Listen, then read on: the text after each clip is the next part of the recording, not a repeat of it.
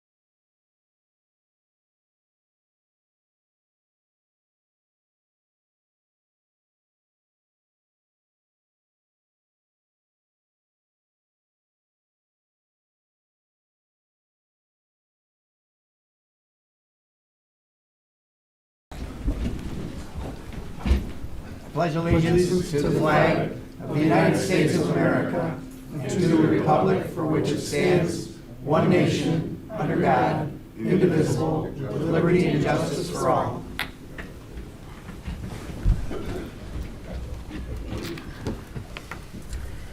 Roll call, please. Supervisor Fisher? Yes. Clerk Newbeck here. Treasurer Brown? Here. Trustee Aliaga? Here. Trustee Nalamothu? Here. And Trustee Ritchie. Here. We have a quorum. Thank you. You have an agenda in front of you, but I would request a motion to move item L5 to a future agenda. This is an agreement between Waterford Independence and Sewer and Water, and Dan and I are still working one item out on that agreement.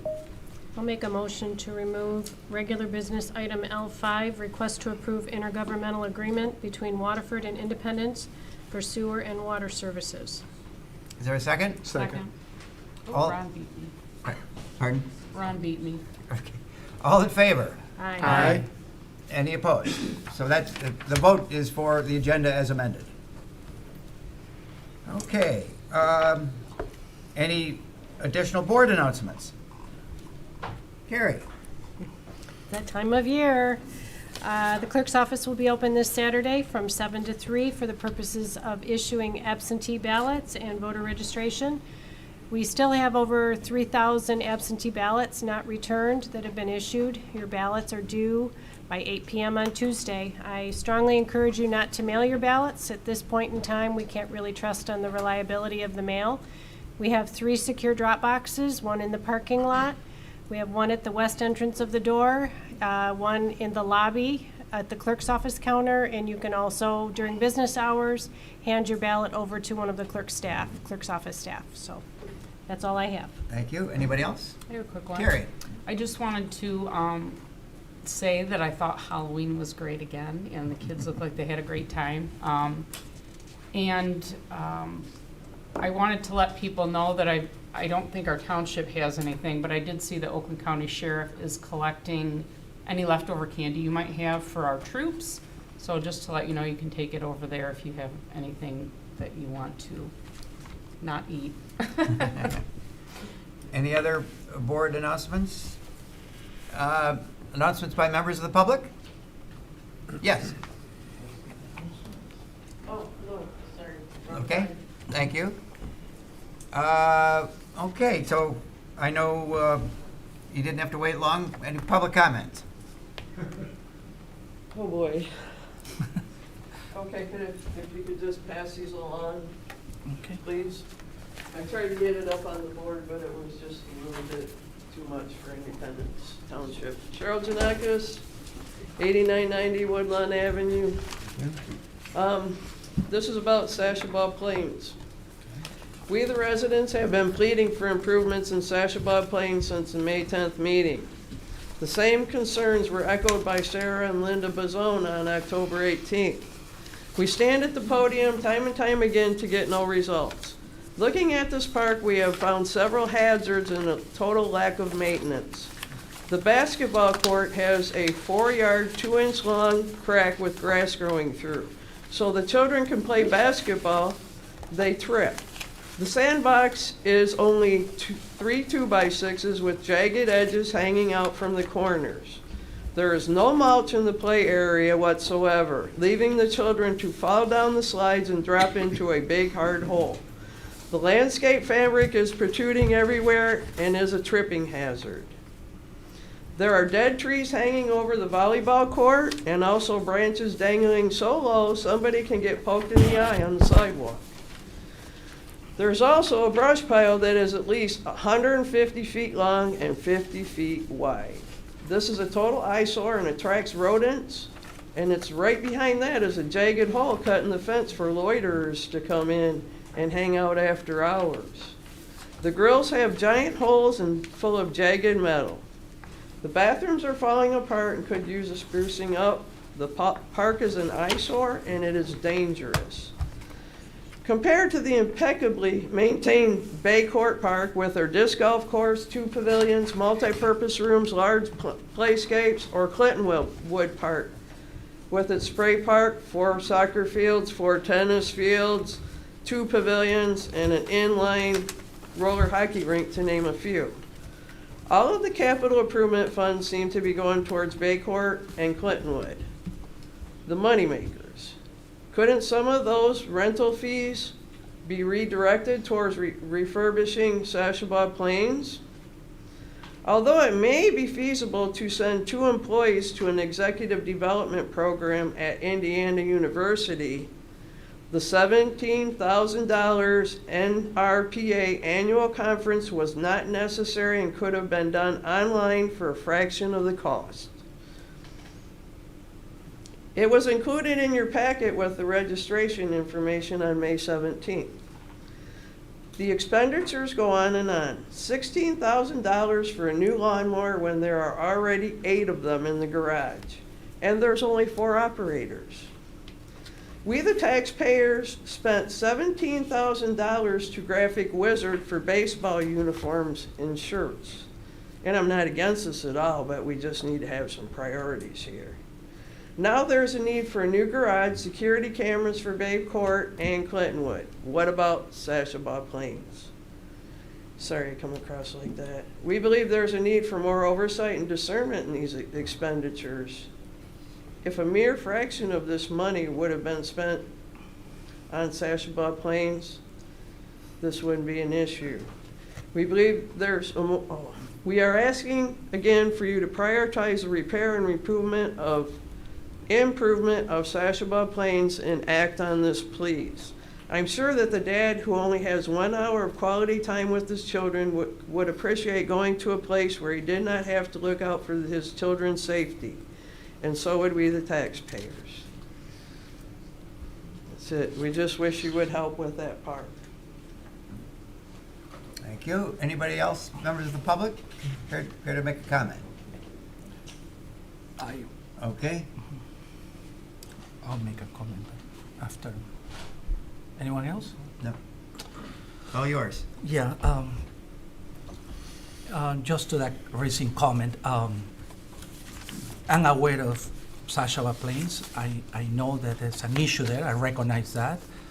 I already have a meeting on November 22nd with the director of Parks and Recs to address these concerns, and we're gonna talk about how we're gonna make some adjustment for Sashabaw Plains and see what is there and what we can do to improve the infrastructure for not just Sashabaw Plains, but to the 4 parks. I know I spent time already with Derek. We checked the condition of the 4 parks, and we're gonna be looking into that. And I will work with the board to make those improvements for sure. We greatly appreciate it. Thank you. Absolutely. Okay, we're going to move on to presentations and reports. Item number 1, third quarter township investment Sorry, report. I just have a quick question. So what is this? That's the brand new one. The new one? That's the brand new one. And this one? That's all the other 8 or 9 they already have with 4 drivers. Okay, so we have many, is what you're saying? You have way too many. Now you need a new garage for them, but we can't fix Sashabaw Okay. Plains. All right, I'll look into this. I will look into this, okay? Paul?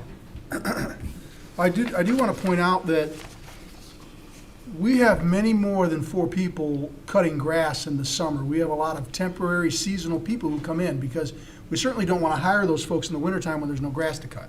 So while there may be 4 full-time people who are cutting grass, I think there's actually more than that. There's a lot of people they hire to do the cutting in the summer because 4 people could never cut everything that needs to be cut with all the sports fields.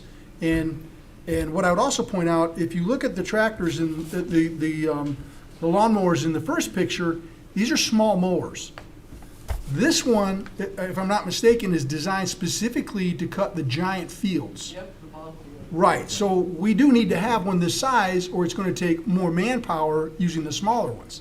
And probably not have as good a result, which ultimately will cost more money because now you have to pay 2 or 3 times as many people because this one's got a huge cutting surface on it. So I think that was an important part of that. Agree completely about us need to make sure parks are safe. But at the same time, there's way more than 4 people cutting grass in the summer. And we actually have way more than 10 lawnmowers. We got a bunch more that are in the safety path department. Those are all being used during the summer to cut all the grass along the safety paths. They also hire seasonal temporary crews, and I'm sure folks see them out in township trucks in the summertime, cutting, Sashabaws Boulevard, along all the safety paths in the township. So I think it'd be very unlikely on a warm summer day at 2 o'clock in the afternoon for you to find more than one lawnmower sitting, not being used, or maybe two. And the other thing you have to remember is that if they don't have backups and it breaks down, suddenly the grass isn't getting cut. So they do have to make sure they've got backups. So even if they were only using, say, 8 of them with 2 backups, understanding that all that grass has to get cut, maybe that gives you a little extra perspective on it. May I say one thing? It's just about the priorities. It's just not one thing. If there was just a little more oversight, maybe we could get this done. I don't disagree with the need to fix some things up, but I want to attack those things, let them stand on their own. I don't think the lawnmowers are an issue. I know you're going to do in the CIP meeting next, so I just wanted you to be aware where some of the funds may need to be going. All right, item. Sharon, just so keep you your- know, I'm gonna make an assessment about everything. I'm gonna check everything soon as I get to my office on the 21st for day one. All right. I would check we're gonna move everything the- and make sure everything Move is the good. meeting along here. Thank you, sir. Sure. That's my job, move the meeting along. Paul, keep your voice warm, because you're up next. I just warmed it up. Presentation of third quarter township investment report.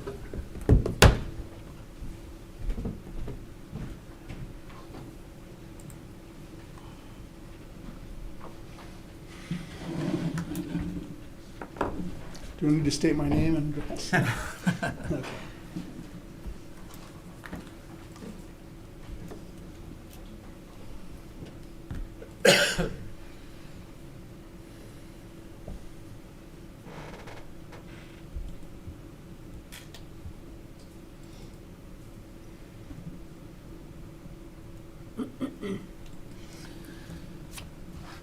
So this one will probably move a little bit quicker than the last meeting. And there's some other things that are gonna be discussed when we talk about the investment policy. But I'll show you a couple things that are tied into that. Here is our investment report for the third quarter.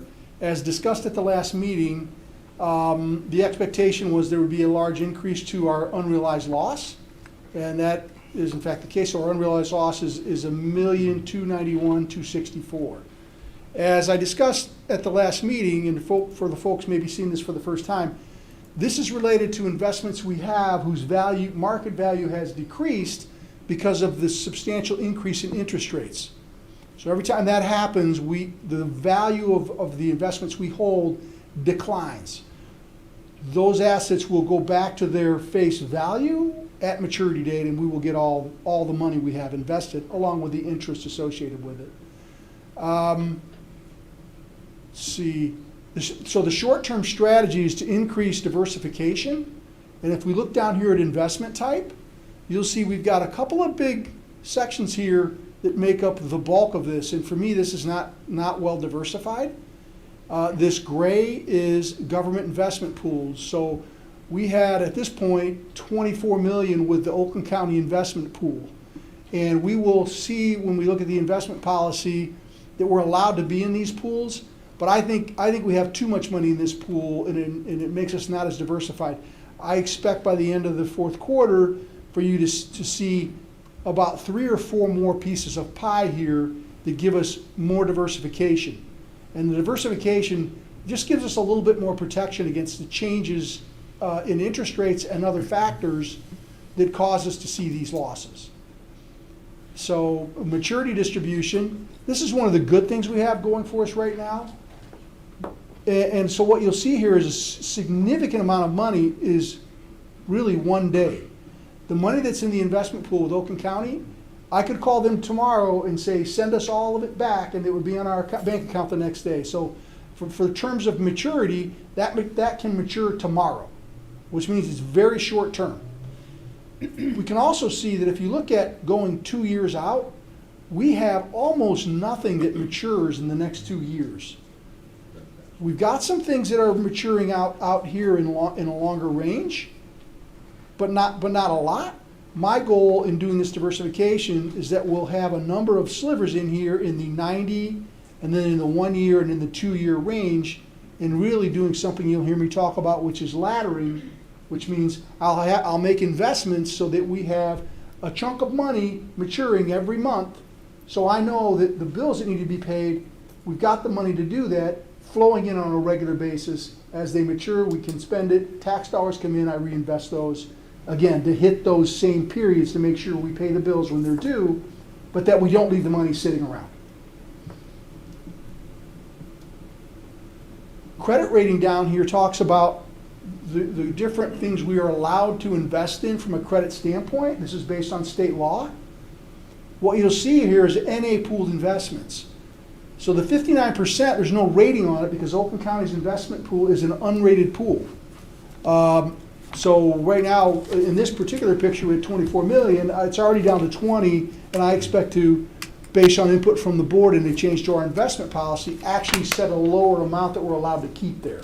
I just think having that much in one spot just isn't good for our diversification strategy. Page 2 here again shows the dollars we're investing, and I've had conversation with some folks about the fact there's $50 million there. That's a big number to look at, but I think what people have to understand is that large chunks of that money are related to individual departments, police, fire.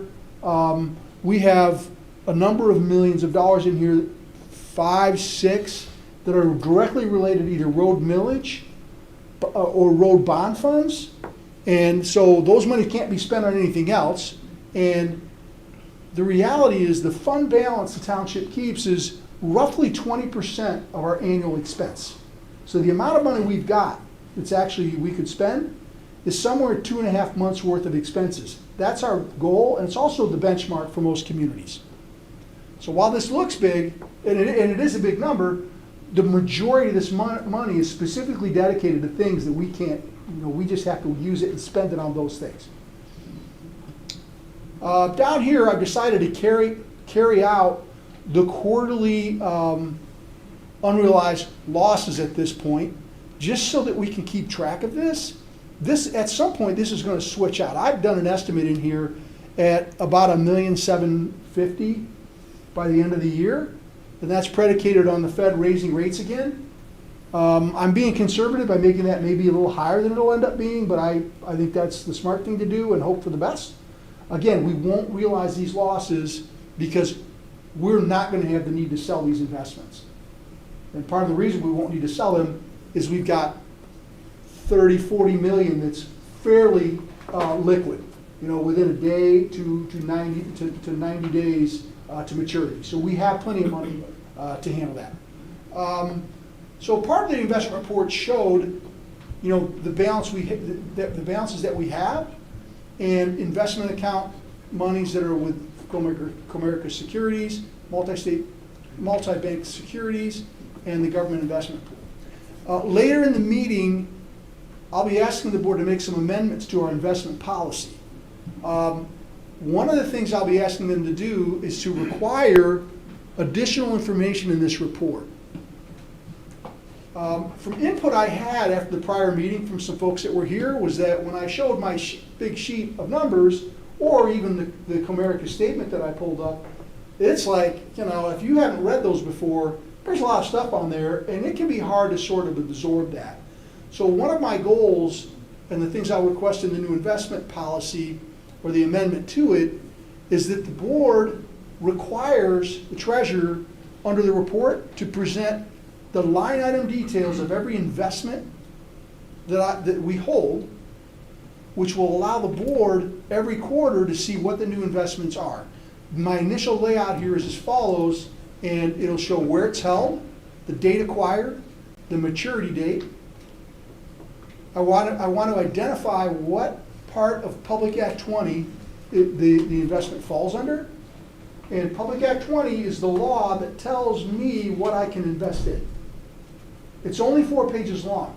And so we will look at that when my investment policy comes up, and we can show that in a little bit more detail. But this will allow the board to identify every time I've acquired a new security, where it falls in the Public Act 20.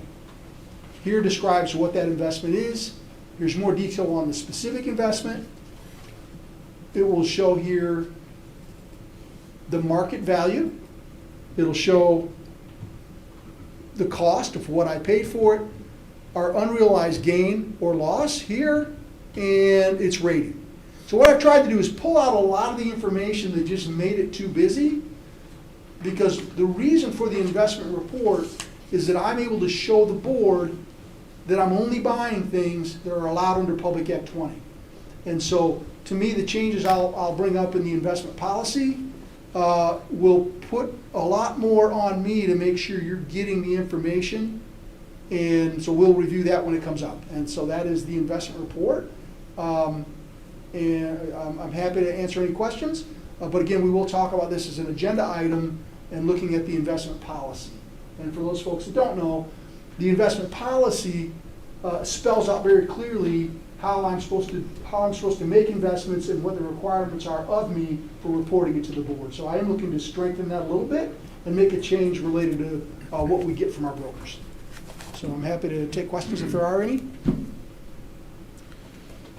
See any? Thank you. This puts us back on target for being timely with our investment reports. And part of this process is tomorrow morning, I'll send a copy of the investment report to the finance department, who will store that in their files for our year end. And so by presenting those investment reports, 4 per year, the finance department will present those to our auditors, and we'll no longer have an issue with the auditors for not presenting those. That's it. Okay, thank you. Item H2, another presentation, Independence Township Parks, Recreation, and Seniors, CAPRA reaccreditation announcement. Derek. Good evening. Back in 2016, Independence Township Parks, Recreation, and Seniors became only the third Parks and Recreation Department in the state of Michigan to become nationally accredited by the National Recreation and Parks Association. That was a long, egregious process to get through the initial accreditation. Actually, it was easy for me because I got hired in as we were getting accredited, so the staff did a really good job of setting the table for me to come in. It is a 5-year accreditation process. Because of the COVID year, we were able to kind of get a pushback for a year to become accredited this year in 2022. So as of September, we are now only there were 4 departments in the state of Michigan. 1 has lost their accreditation, so we are still one of 3 in the state. Only 1 of 192 across the country recognized for our policies, procedures, and standards. So we have a quick video to show, and then we'll get on with the rest of the presentation. But I fear to warn you that we may lose our budget analyst to doing voiceover work in the future, because he did a fantastic job on this video for us. Here you go. Congratulations to the best of the best, Independence Township Parks, Recreation, and Seniors.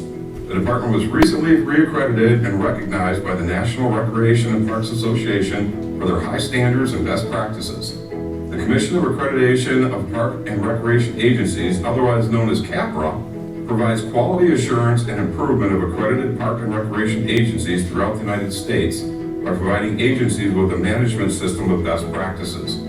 CAPRA is the only national accreditation of park and recreation agencies and is a valuable measure of an agency's overall quality of operation, management, and service to the community. Achieving CAPRA accreditation is the best way to demonstrate that your agency and your staff provide your community with the highest level of service. Our hardworking and highly organized team is only one of 3 in the state of Michigan and 192 in the country to be recognized with accreditation. The department was first accredited in 2016 after several years of compiling evidence and documentation. Reaccreditation was deferred in 2021 due to the COVID-19 pandemic, so efforts resulted in the 2022 reaccreditation of the department and will happen again in 2027. There are multiple benefits of accreditation to both the Clarkson community and the department. It first holds the agency accountable to the public and ensures responsiveness to meet their needs, as well as ensuring that all staff are providing quality customer service. Ultimately, this proves to decision makers, stakeholders, and the public that the agency is operating with best practices of the profession. It also enhances our culture by creating an environment for regular review of operations, policies, and procedures, and promotes continual improvement throughout our department. These fun creators make it look easy, but it's no walk in the park. It's been said many times over by residents and employees alike that the Parks, Recreation, and Seniors Department gives Independence Township a quality of life unlike that of other communities. Thank you, Parks, Recreation, and Seniors, for making Independence Township look good. Nice job, Rick. And I also want to say thank you to the Independence Township Television team. John and his staff did a fantastic job of putting the video together for us. And so I want to introduce the Executive Director of MParks, the Michigan Recreation and Parks Association, Clay Summers. Well, that video took everything I wanted to say and put it in 2 minutes and 13 seconds. You all are extremely lucky to have the team, the staff, Derek and his team that are sitting back there working their tails off for this community every day. Parks and Recreation isn't roll the ball out, the kids will come and it's fun and games all the time. There's a lot of work that goes into making sure that those facilities are beautiful. We heard public comments. You know, obviously there's areas in every community that need improvement, and working with citizens is one of the most important things. And as township trustees, obviously we take that very serious. I've been fortunate enough to spend 25 years in the profession, and I now serve as the executive director of the Michigan Recreation and Park Association, which is the public-facing agency here statewide for municipal parks and recreation departments to be members of. And so we're membership driven. We have 200 cities, townships, and counties as part of our membership, over 2,500 members. And as you saw in the video, there's only 3 that are nationally accredited by NRPA in our accreditation system, and that's phenomenal. 192 total across the entire nation, and Derek and his team is one of those folks. And you know, we can't say enough about the hard work that goes into it. I mean, they send an accreditation team in, they do complete reviews of operations, and they look at everything, and it's really a lot of work. And I know sometimes as we talk, it can be a little bit daunting to make sure that all the boxes are checked. I just looked it up because I didn't know. There's 1,240 townships in the state of Michigan, and you're one of 2 townships that are accredited. So the other is the city of Novi, and so they're obviously a city, not a township, and the other is Canton Township Leisure Services. So you're extremely lucky to have the people that you have and the hard work that you have going on in your department. And again, there's always work to be done. There's always going to be work to be done. But we saw during COVID, those of us that have grown up in the parks and recreation field, Derek and I grew up in this profession together, about the same age. He might be a little older than me. Got a little bit more gray, in the beard. But you know, we fought tooth and nail for years to have a seat at the table when we're talking about budgets, and we're talking about investments, and we're talking about capital improvement. And if one thing the pandemic proved is that people needed to be outside for not only their physical health, but their mental well-being. And the parks provide those spaces. The trails provide those spaces. Michigan is rich. Independence Township is rich in those facilities. And you know, kudos to the team that takes care of them every day. That's all I've got to say. Thank you.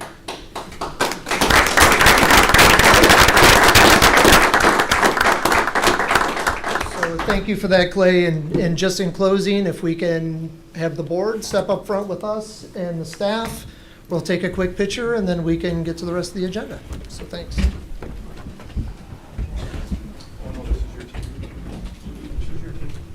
You're part of it.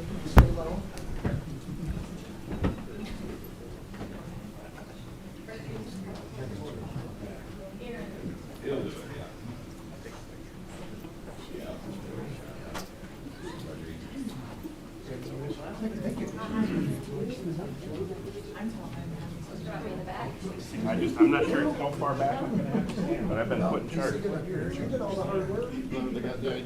I know. Okay. Big smile. Better book it. 1, 2, 3.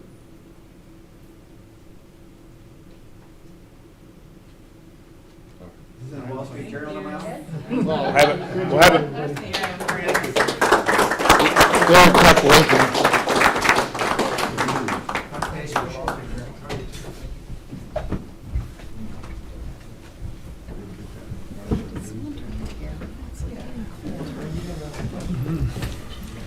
Okay, that takes us to the consent agenda.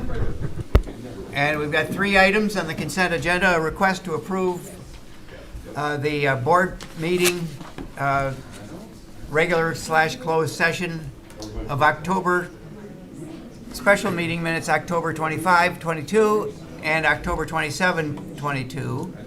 Number 2, we have a request to approve the October 25, 2022 check run in the amount of $1,804,075.25 and ratify the October 28, oh, no wonder I have, this is too big, I can't see it. Ratify. 28 payroll in the amount of $309,863.10.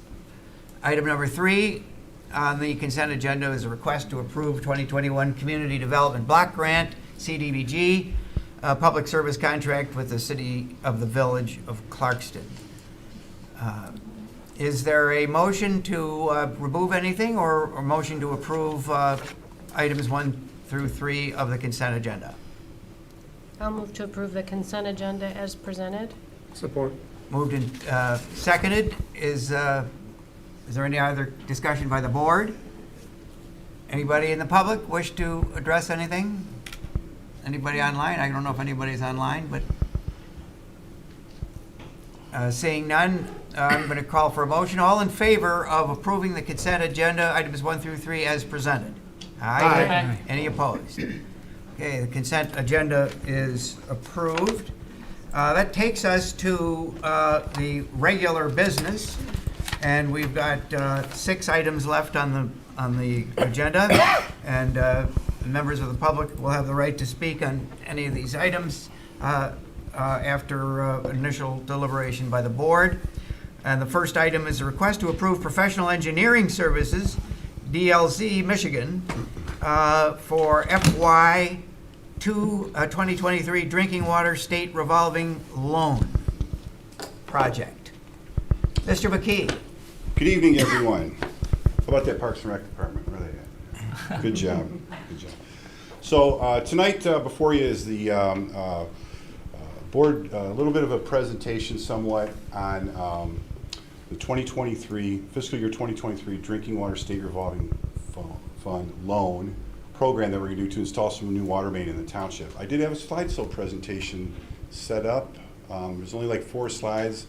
It's going to try to show you the scope of the project, but I can, I guess, maybe. Gotta close out of that one? Maybe it's already going. It is. My bad. So, okay.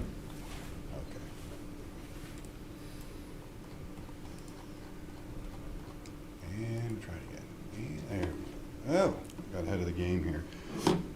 So, just to recap a little bit. So, as the board is aware, and we've been working on this problem that we've had with one of our well houses for quite some time now. In 2018, the state mandated they tested every public water supply in the state of Michigan for PFAS contaminants. Now, PFAS contaminants is an emerging contaminant. It's a new thing they found in drinking water, and it's prevalently a big problem on the west side of the state. Unfortunately, we have a little bit of a problem here with one of our wells. So the well that in question here that we have is our Clarkston Gardens well house. So in 2018, we shut it off immediately when we were notified that there was a presence of PFAS in there. So even at that time, we started putting the wheels in motion to find out how are we going to address this problem. We knew it was going to be an issue later on through the EPA and with the state of Michigan and Eagle. So we've been working on this since 2018, looking for funding sources, looking for ways of identifying areas of where this possible contamination could come. You know, we updated our wellhead protection plan. We did a lot of work internally to find out what's going on.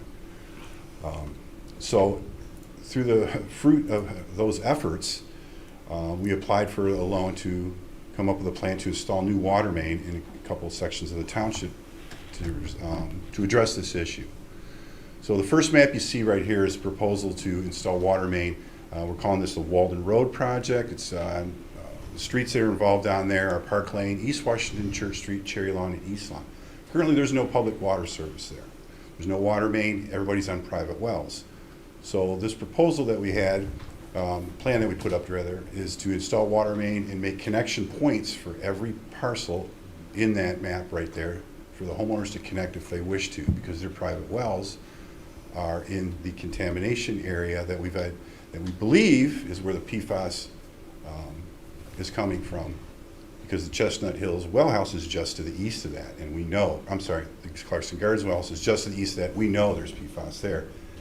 Pretty safe bet that these folks' wells are on the same aquifer, or the same level in the water. So this way, we're expanding our system, and we're going to make sure that we give folks an opportunity to connect if they so wish to. The second big part of this project is on Parview. So this is an installation of water main from Andersonville Road all the way up Parview to Dixie Highway. So you see that little blank up there near the top. There's already a little piece of water main right there, but everything in blue is new installation of water main. And again, every parcel along that route will be provided an access point to connect to the new water main. Part of this project also includes bringing out another connection from the Bay Court pump house that we have there. That pump house can do over 4 million gallons a day. We are permitted through the state of Michigan to pump 4 million gallons a day. We can't get 4 million gallons a day out of it. It's a conveyance issue. There's only one water main that comes out right now, and even on the hottest summer day, we'll get maybe 2. So we're leaving 2 million gallons a day on the table, essentially. So part of this project is to alleviate the problem with the previous slide that we showed you, where the Clarkston Gardens, because shutting that off, we lost over 1 million gallons a day in pumping capacity. We're making up for it down here. There's no PFAS at all down here. Nothing's been it's been tested. We test every well house, every well, every quarter. We're doing that. We don't have to do that, but we do it. The state requires us to do it for certain sites on a quarterly basis, but we do every single one. It's expensive, but it's a cost. We're gonna do it. We're just gonna do it. So this project right here, we applied with the help of DLZ Michigan, and I have Mike Lufkin and Laura Griswolski here that can help answer, map out the plan that we did and where we're at right now. Is we applied for this DWSRF loan, Drinking Water State Revolving Fund loan. This project to do all this is $5.18 million. That's what we applied for this loan. Well, good or bad, however, some people have some different theories about it. I think it's a good thing. The federal government passed a bipartisan infrastructure law. Now, the bipartisan infrastructure law supplied millions and millions of dollars to communities all over the country to address emerging contaminants. PFAS is an emerging contaminant. DLZ was on top of it with us, and as we applied for this, we were very clear that this is an emerging contaminant with our application for this DWSRF loan.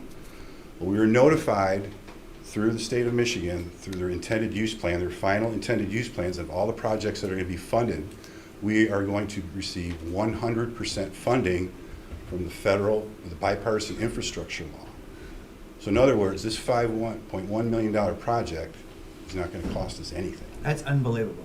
We're getting $5 million from the federal government through the bipartisan infrastructure law to address emerging contaminants, and this is exactly what it is. And in fact, that quote that you see right there, emerging contaminants, is right out of the intended use plan that was finalized by the state of Michigan in early October. Is that right, Laura? Okay. And if you look on the very last paragraph, Eagle has 2 applicants that qualify emerging contaminated funds, Independence Township and Bedford Charter Township, totaling $10.285 million in estimated project cost for fiscal year 23. The state had $18 million for emerging contaminants. So depending how you look at it, this is great that we're getting funding to address this problem, but there's some money that was left on the table. They will reallocate that. They'll either carry that over for emerging contaminants for next fiscal year or something, but this is wonderful. I mean, we're getting big money to pay for this project.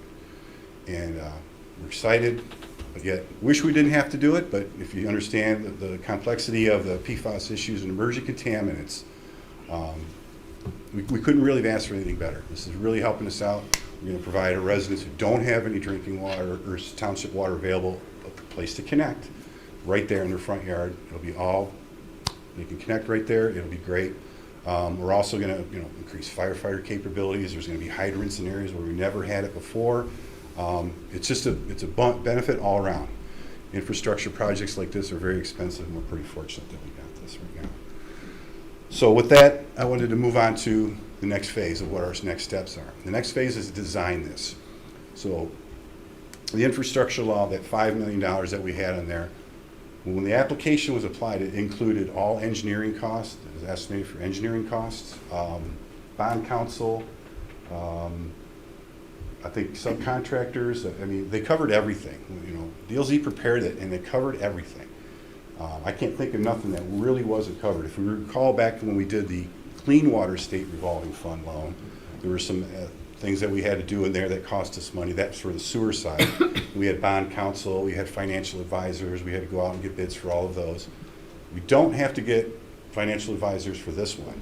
We have to run it just like we did with that other program, and the best I can tell you is I believe the way it's going to work is that we will construct a project, we will start building. When they bill us, it'll go through DLZ as engineering. That's what we're going to, part of what their proposal tonight. We go through DLZ for certified payroll, make sure we meet all federal guidelines.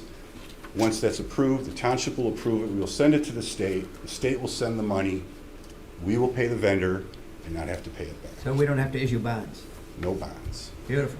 We have to get bond counsel because you have to go through the, as far as I understand, we don't, this is the first go around for me on this. 100%, funding for this is exciting. So, but from my understanding, there is no bonds. We have to get bond counsel. The Michigan Finance Authority told us that we need bond counsel. We don't need financial advisors like we did with the other program. So I believe this is the way they're going to run that. So this is great. So that's the background and how the project is working out right now. Tonight we're looking to get the design engineering going. There's milestones that we have to keep this project on track, and I think the first big one is February 6th, isn't it, Mike? Right. February 6th, we have to have the design complete. This is a big project, and so we want to get the ball rolling on that. So tonight before you is the proposal from DLZ Michigan to get the design phase going. It's a giant number. It is a big number. It's included in that 5.1. So before we start asking questions, I just want to make sure that we've got this loan committed, or not loan, the grant committed. Well, before we start spending this money. It's not, okay, it's, the grant is how me explain this? So the federal government granted the money to the state. Yeah. The state's not granting it to us. We have to go through the process. That's why we have to have a bond counsel. But we're not selling bonds, as far as I understand. But they've committed to give it to us. They've committed to give it to us. That's all I want to know. It's right there in the final intended use plan. That's why I brought that up there, because that says there's 2 projects. So that's from the state. That is from the state. And in your board packet, if you look on the final intended use plan, I did highlight that there's a bunch of, and you can see on there where it says Independence Township, 5.185 million, 100%. And that's from the emerging contaminants, and there was only 2 of us. Right? Nice job. So it's a good thing. It's a really good thing. So we're looking to get the ball rolling on that, and with the design phase of this to get this going so we can meet that early February milestone, because it's going to take a lot. We're going to put water main in for everybody, lots of topo to do. We want to make sure everybody's got a connection. Lots of stuff they need to do, put it that way. So. Thanks, Dave. Yes, sir. Board members have any questions? Paul.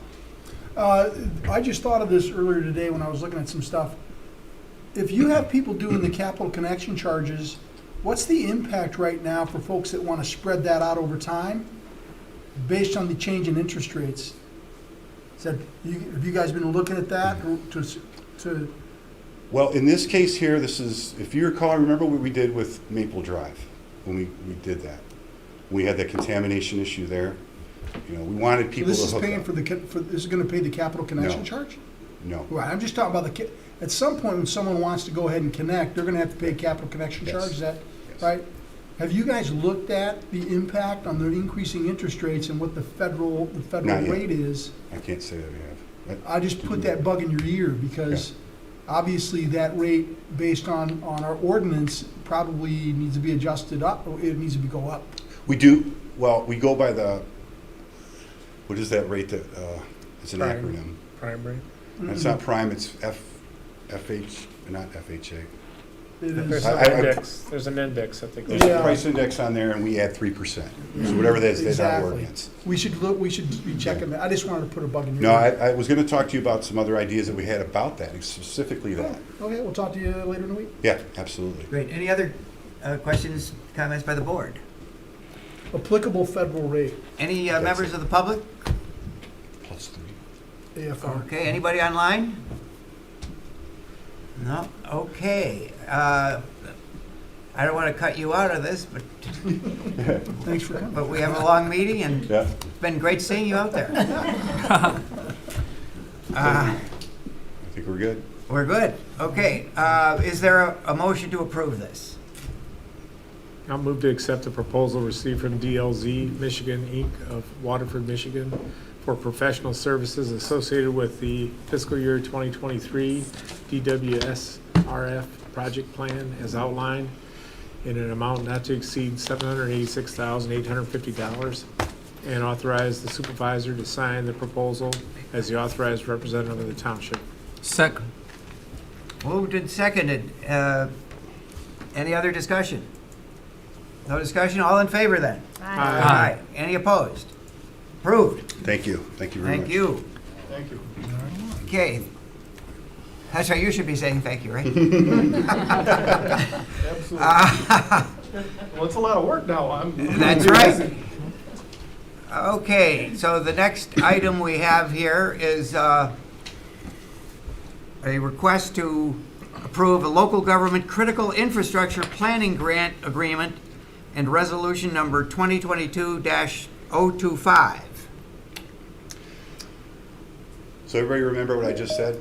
Yeah.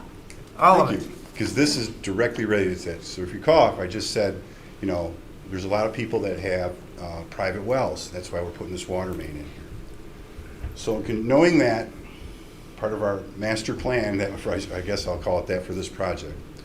So we applied for a $100,000 grant through Oakland County to address the PFAS issue, to find out where it's at, test people's private wells, so we can help identify that. We have a kind of an idea where we believe it's coming from. And we just want to make sure. We know part of our goal is to identify that.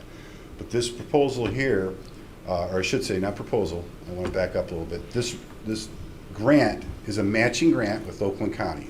We get 100,000, we pay 100. So there's 200,000 going towards this identifying where the PFAS is at, doing testing, lots of data gathering. The proposal is very comprehensive on what we're going to do with this money. So through the grant program through Oakland County, they want a resolution and an agreement. That's because they're using their ARPA funds to give to us, which is great for this issue right here. We applied for it and we received a $100,000 grant to do this. It is a matching grant, so it will cost us $100,000 of our own money, which is great, which is pretty good considering what we're getting for that. So the first item right here is for the approval of the resolution and the approval of the agreement for this grant. Okay? That's it? That's it. Okay. Questions, comments by board members? Carrie? So you are planning to budget this, it looks like from Rick, and not to apply it through our ARPA funding? This is not going to come out of our ARPA fund. Correct. No, Okay. the 100,000 that we are budgeting through is going to be through the water fund. Okay. Did you say Waterford? Water fund. Water fund, okay. I'd love to charge water. That would have been nice. That would be nice. Yeah, we'll do a contract. I know you're good, I didn't know you were that good. Far away, maybe I might the slide that by Yeah, right. them, no. Yeah. But they'll be through our water fund, Okay. correct, Okay, yes. thank you. Any other questions, comments by members of the board? Any members of the public? Anybody online? Do you need to add anything? 2 people online now, okay. Do you need to add something more? Yeah. Okay. Laura's going to add something real quick. I Okay. apologize. This is Laura. Hi, Laura. Good evening. Just real quickly, I just wanted to give kudos to Dave McKee and his staff. As he mentioned, you know, since 2018, they've identified that there was PFAS at Clarkston Gardens, even though it was well below the state limit at that time. With his leadership, we've been very proactive, and we've been, since that time, since 2018, we've been looking to secure funding for PFAS mitigation and to do some water main improvement. So we've tried a couple times through different funding sources and were declined. So we're very excited, very honored to receive this grant from the county. Thanks for your help.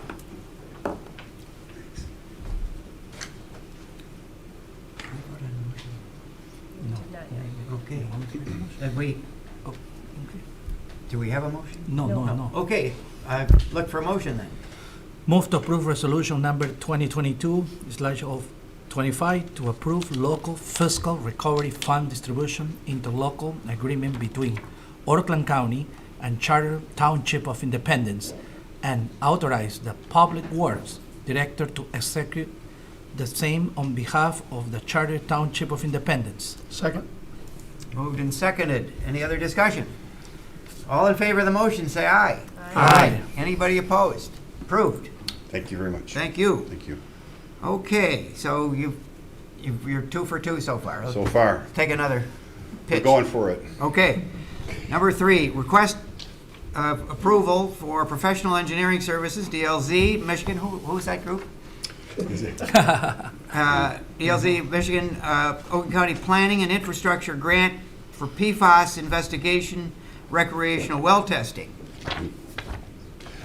So thank you again for the previous motion being approved and agenda item there. So now we got to put the grant money to work. So this proposal from DLZ is for the outline to spend that $200,000 to do our investigation, to identify the sources, to test private wells, to really kind of nail down where this is coming from. Because as they say, PFAS is a forever chemical. It doesn't go away, it doesn't dilute, it's there forever. So you have to find out where it's going.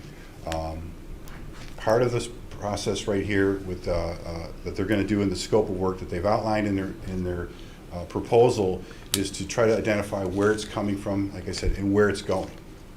So and here also we're looking at not just Clarkson Gardens area, but we're looking at directly south at the Chestnut Hills area, because that is where the next well house that we have online is working. So groundwater kind of essentially runs from north to south for the most part. You know, there's some areas where it can go the other way.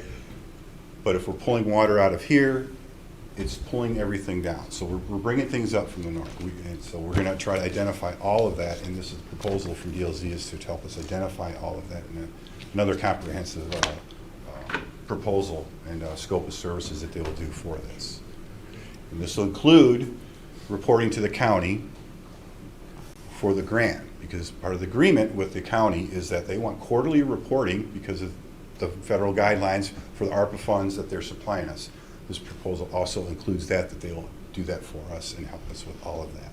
On the reporting issues, so Oakland County's happy, we're happy, and we get good data and good information that we can use to help educate the public on the water main project. Two agenda items ago, so they want to connect and on why we're doing it. So we just want to make sure everybody's aware of why we're doing it and the resources that we're using to do this. So this is the utilization of the money that we took in the last item. This is the utilization of the grant money you just approved. We only had I it want to for thank just a Courtney for moment. putting these in the correct order. I'd like to thank the deputy clerk for putting these in the correct order for me. Thank you, Yeah. Carrie, and the clerk. Okay, any questions, comments on this? Any members of the public? Anybody online? Okay, can we have a motion to approve this item? I'll make a motion to approve the proposal received from DLZ Michigan of Waterford, Michigan for professional services associated with the Oakland County Planning and Infrastructure Grant, PFAS investigation and residential well testing as outlined in an amount not to exceed $200,000, with the $100,000 to be paid from the Oakland County Planning and Infrastructure Grant, and direct the supervisor to sign the agreement as the authorized representative of the township. Okay, is there a second? Second. Moved and seconded. Any other discussion? All in favor of the motion? Aye. Any opposed? Motion's approved. Thank you. Appreciate it Okay. very much. Nice job tonight. Sorry you don't have a plaque yet.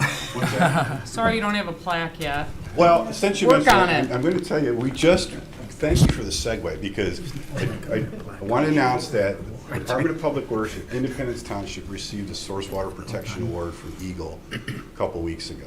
We didn't solicit that, they just kind of recognized the facts of the hard work that we've been putting in to protect our source water, and we got an award for it, so that was pretty nice. I got a chance to run up to Mount Pleasant for the day and come back, pick up the award, and bring it back, so it'll be on full display at the Congratulations. Public Works. Thank you. Appreciate it. Way to go. Okay, item number 4 is a request to appoint a board member for the Independence Television Video Center Administrative Board. Video Center Administrative Board consists of 9 members, 7 voting members, 3 township resident members, and 1 township board member, 1 school board member, 2 Clarkson Community School residents, all 3-year terms. So we have a vacancy, and once again, just like earlier on this trustee, we've got 2 applicants. I've discussed this with both of them. They've both applied, and they both have good records in terms of skills and expertise and interest in this. Robert Pizzi is one of them, and David Hayward is the other one. So the other vacancies that we had have been appointed already, and so we have this this opening, and I throw this open for discussion of the board. Sure. Hi, Supervisor, thank you. Thank you, Supervisor, for opening the, for applications. That was very good. And good sign from the board as well. So, you're saying that other 2 got reappointed? Yes, they're already appointed. So in some of these boards, people just ask, current members can ask for be reappointed? Reappointed. Without And appointing? the board appoints them. No, but these other 2 names, which I know, very good people, by the way, I Yeah. know both of them, they can ask to be reappointed without applying for reappointment? Just saying phone calls to say, reappoint me and... Yeah, and well, go ahead, Carrie. The clerk's office sends out notices to those when there's going to be a vacancy or when their term is to be up, to ask them if they would be interested in being reappointed. Okay, So, And The then it reason comes to I the ask bo- And then it comes to the board, right? Yes. correct, yeah. because I didn't see those, but Yeah, we voted for those to be reappointed. Yeah. we voted for the reappointment. Yes. What about Parks and Rec? The reference I asking now is because I see most of it expired already last month or something like that, or 2 weeks ago. Those also can be reappointed just like that? Which? Parks and Rec Committee also are expired. That also comes to the board, but we have not had very many applicants come forward for that. And we're gonna be open for application most? We have been, probably. Okay, all right. We're That's always just- seeking applications, even for the full boards. We keep your applications on file for 2 years. I think it's important to note that as well. And then we can reserve, we can refer back to our reserve should a vacancy come Okay. available. Thank you, I just wanna clarify that. Yeah. Oh, well, we have 2 candidates. I see they're very good resumes. And I believe one of the candidates is here, and I would like, if you would like to speak, David? David's the candidate. I can speak. I've just, I guess it's, all I would say is that I would, Was unaware that. yes, that's what I would say. I I understand don't that know the if other this is candidate's appropriate. not here, so I have that's nothing to why- say other Okay, than the that other I would be candidate. willing to answer questions Not if you here. had any. Yeah, That and we can- appreciate your Yep. application. Okay, she applied, Yeah. all right, all right. Okay, well, I wanna make a motion for David Hayward for be a member of the TV station. Okay, So we have a Second. motion. moved and Okay. seconded. Okay, Any other discussion by the board on this? Before I turn it over to the public? I just want to make one real quick comment. I think it's great that we are getting more activity, as I mentioned, in the trustee position. We're getting more applicants. And I also wanted to point out that this is a volunteer position, so this is not a paid position. So it's great that we have 2 people that are willing, who have a background that I think reflects what this committee would need. And so I think it's great. That's all I wanted to comment. Okay, did you have another statement? no, I just wanna point out that I know David, I know his commitment for that community. I know David for 20 years, for me, I see David very involved in the community, in many other organizations, and I think he will be a good fit for the community. Since I'm gonna be working in that community, and I mean, I believe he's gonna be a good asset for us. Great. Ron? Yeah, just one comment, I guess, on the motion. Are we going to amend the motion to put in the expiration date of the term? I think in the motion, it's to August 20, 2025. Right, well, but Jose didn't say that. Oh, so I that's what I'm see. saying. Sure. Amend the motion to put the expiration date. Yep, good catch. Thank you. Okay. All right, gonna. Any give me members of the motion, so, public okay. wish to Thank speak you. on this? Anybody online? Okay, no other discussion, then all in favor of the motion? Aye. Any opposed? Congratulations on your appointment. And let's see, there is a meeting scheduled for later this month, so we'll have to let you know when that is. Okay. Item 6 on the agenda, request to approve amendment to Township's investment policy. Paul, this is what you were referring to earlier. Yep. And I am going to jump up to the podium just because I want to have a couple things up here. Oh, I think I can get it. Let's see.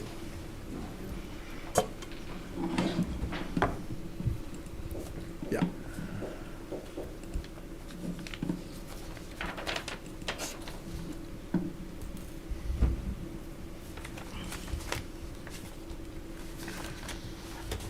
Okay, the first thing I want to do is take a quick look at Public Act 20 and refresh the board's knowledge of what Public Act 20 says. It's only 4 pages long, but the critical part I want to look at here is the section here that talks about what we're allowed as to invest in with public funds. And they're listed A, B, C, D, etc. A, bonds and securities and other obligations of the United States. An example of this is U.S. Treasuries. An example of this would be mortgage-backed securities that are backed by the United States government. Those are all AAA rated and widely considered to be the safest investment in the world. Certificates of deposit, most people know what CDs are, savings accounts, checking accounts. Those would all fall under B. It does have to be in banks that are located in Michigan. Commercial paper. This is one that doesn't happen that often. When I was treasurer in my prior terms, I got commercial paper a couple times a year, but it's not easy to get it. I like the diversification of it. It is very short term. It doesn't exceed 270 days. We don't see it very often, but I do look at that as an option. Repurchase agreements, I've never invested in one of these. Banker's acceptance, I've never gotten into these. Obligations of this state and its political subdivisions. What this means, and I'm going to show you examples of these in a moment. These would be school bonds, city bonds, any bond that's done by any municipality or school or a government entity in Michigan. We're allowed to invest in those bonds as long as they have the right rating. Mutual funds, we have never gotten into mutual funds, although there's probably an opportunity for us to do this related to our perpetual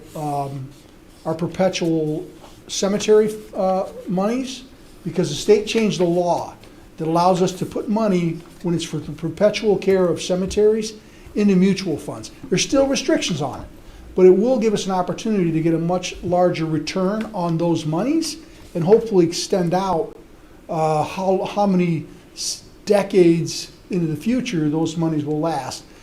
We're not going to talk about that really in any depth today. We'll come back at a later time and talk about that. Obligations described in the subsection A through G if purchased through an interlocal agreement. I haven't done this, don't intend on doing it. Investment pools, there's 2 different types. Investment pools organized under the Local Government Investment Pool Act. This would be what allows us to put money with Oakland County's investment pool. So there's more to this, and there's some specific information. Part of this talks about the requirement to present an investment report to the board quarterly. Okay? I'm not going to go into any more depth on that. One of the things we did was create the investment policy.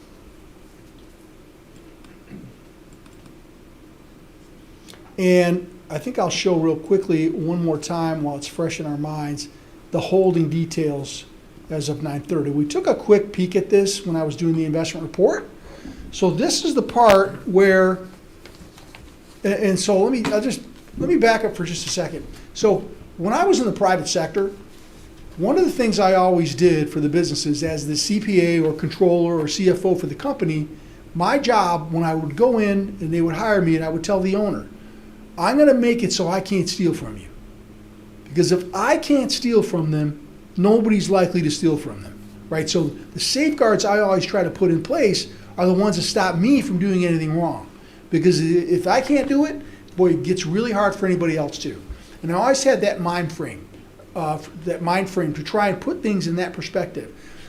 I think we need to tweak the investment policy in a few different ways here. The initial, and so this report, my investment policy is going to say that the treasurer is required to present this detail on every investment we hold. And so what it's going to show you is where it's held, the date I acquire it, or the treasurer, if it's not me, the maturity date. Here's where I'm saying this is where it fits in Public Act 20. One of the board's requirements is to make sure they know that I'm only investing in things that we're allowed to invest in, right? So this makes it very easy for the board to look and say, what did you buy in the last quarter? So in this case, there's only one thing that was bought in the last quarter. It was bought on 9/14. That was just prior to the former treasurer's resignation, and it tells exactly what it is. And you can see that it's a U.S. government mortgage loan bond. So, and then down here it's going to show the market value, the cost, what our gain or loss is, and its credit rating. I took a lot. The other thing I want to add to this will be the interest rate. I don't have that on here, but the face value of the interest rate is another component. I just knew it was going to take me a little bit more time to go pull those, and I didn't have it ready. But that will be included on this report. And this report will be required as part of the quarterly investment report if we approve the amendments to the policy. Okay? The other problem we've had, and I discussed this, and I'm going to open up the, let's see, investment policy. It's part of that.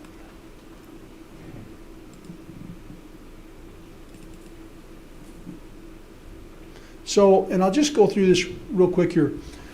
One of the problems we have is that the current investment policy requires any broker I deal with to sign a certification that they will abide by our investment policy. The issue is that we are saying that to brokers who have no trading, they don't have any trading authority on behalf of the township. So they're not authorized to do any trading for us, but they don't have what they call discretionary trading authority.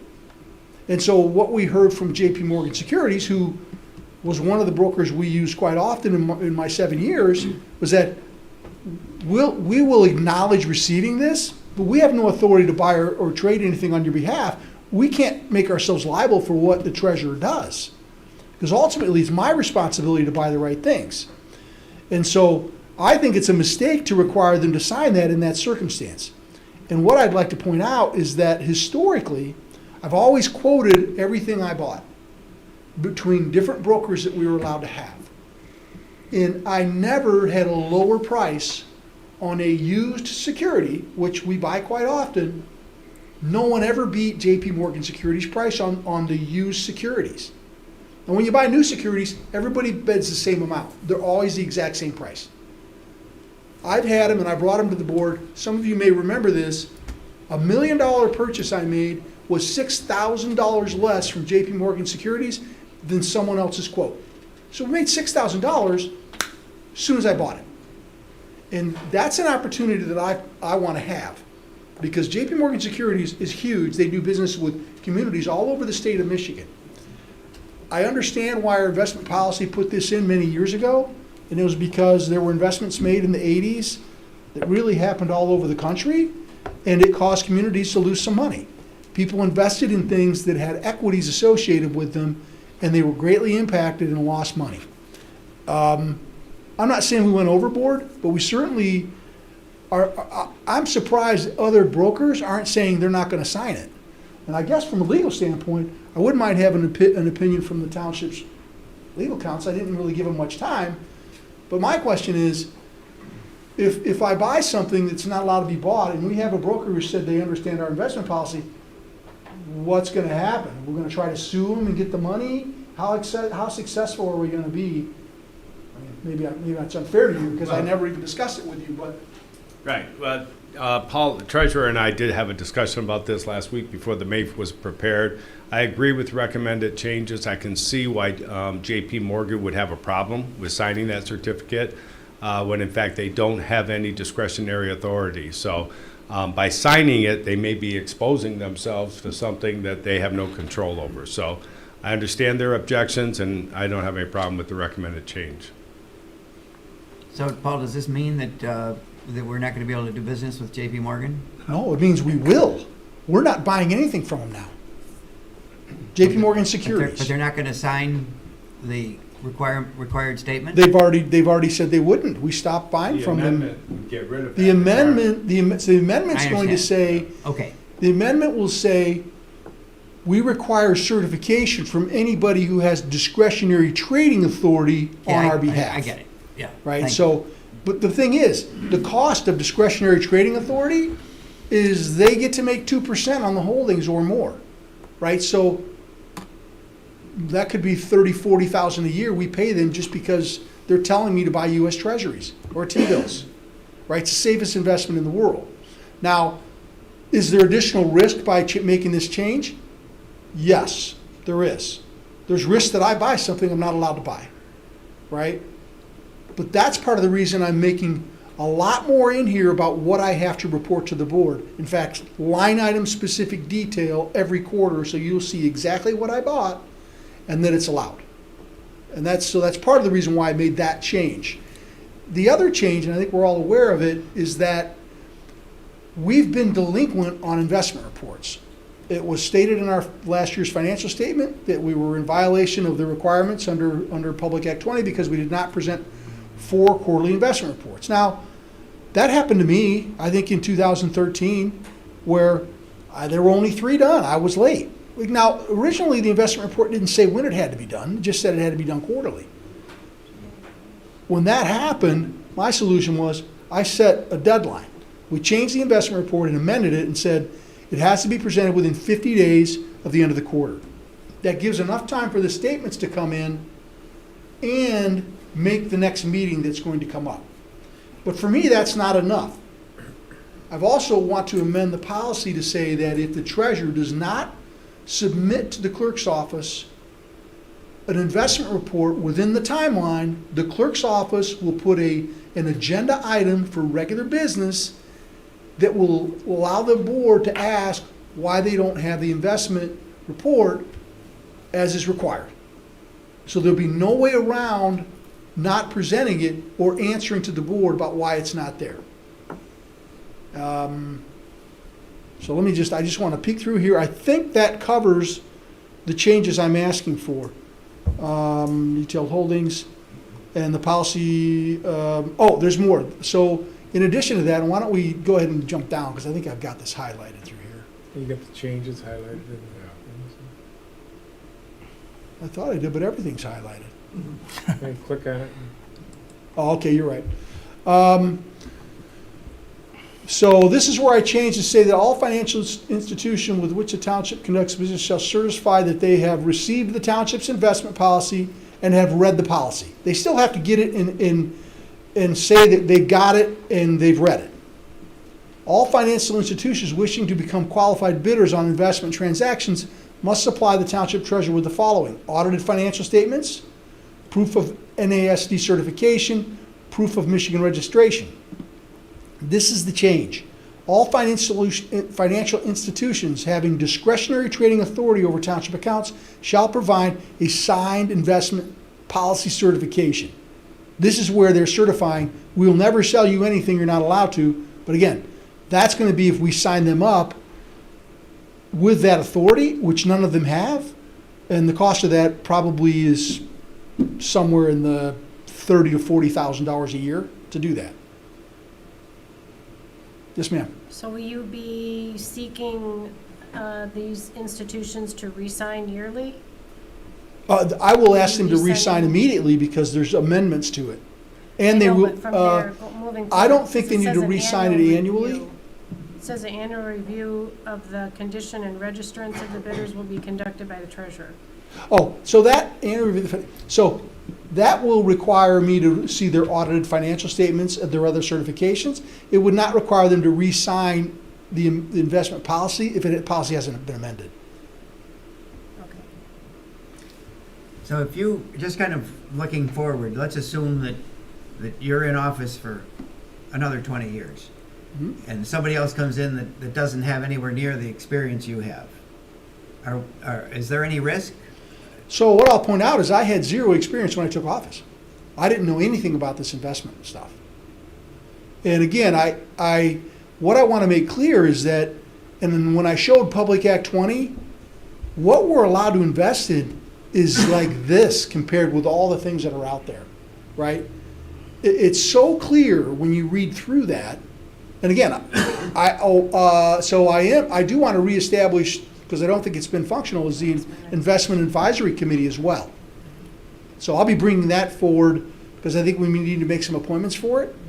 The Investment Advisory Committee is someone who, advises on this stuff. And if a new treasurer comes in, that's very valuable for them because that Investment Advisory Committee will have a very clear understanding of Public Act 20 and what's allowed. So that the committee won't be tied to the particular treasurer? No, that should be an ongoing committee Okay, with good. a trustee and then, the treasurer and then some other folks who submit for it who have some financial background and understanding of market conditions and things like that. Let's see, so the next change is,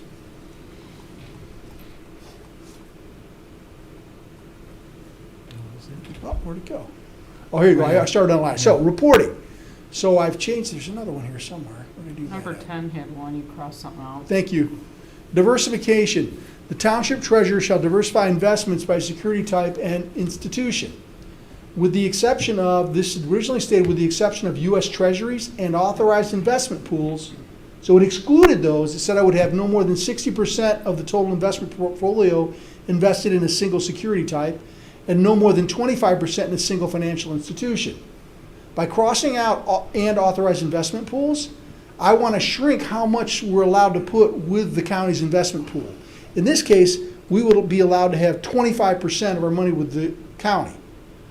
Right now, we can have 60%, and right now, we actually have like 45% of the money there, something like that.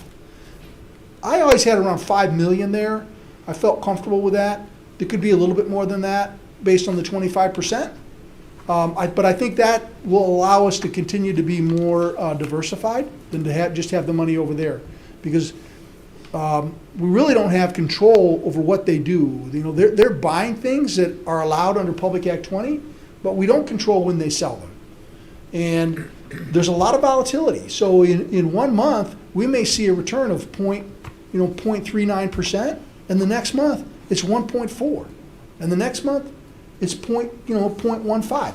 It really has a lot of ups and downs, and I prefer to see things that are a little bit more consistent when we have this kind of money involved. Let's see. Down here, the change is to the reporting. So here's where I've essentially taken out so let's see how I'm crossing all that out. The township treasurer shall prepare quarterly investment report, which provides a clear picture of the status and types of investments of the current investment portfolio within 50 days of each quarter end date.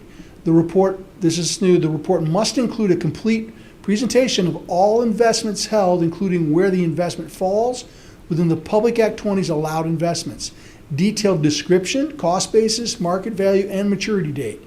The report shall be included under the presentations and reports section of the agenda to allow the Board of Trustees to discuss said report. I think that's critical. I know that for quite a while, the investment report showed up at the end of the agenda as an additional item for people to read. I think this is way too important and too great of a responsibility for the Board of Trustees to not have it very visible so that the board can see the detail and discuss it if they'd like to. And so I want to make that a requirement. Further,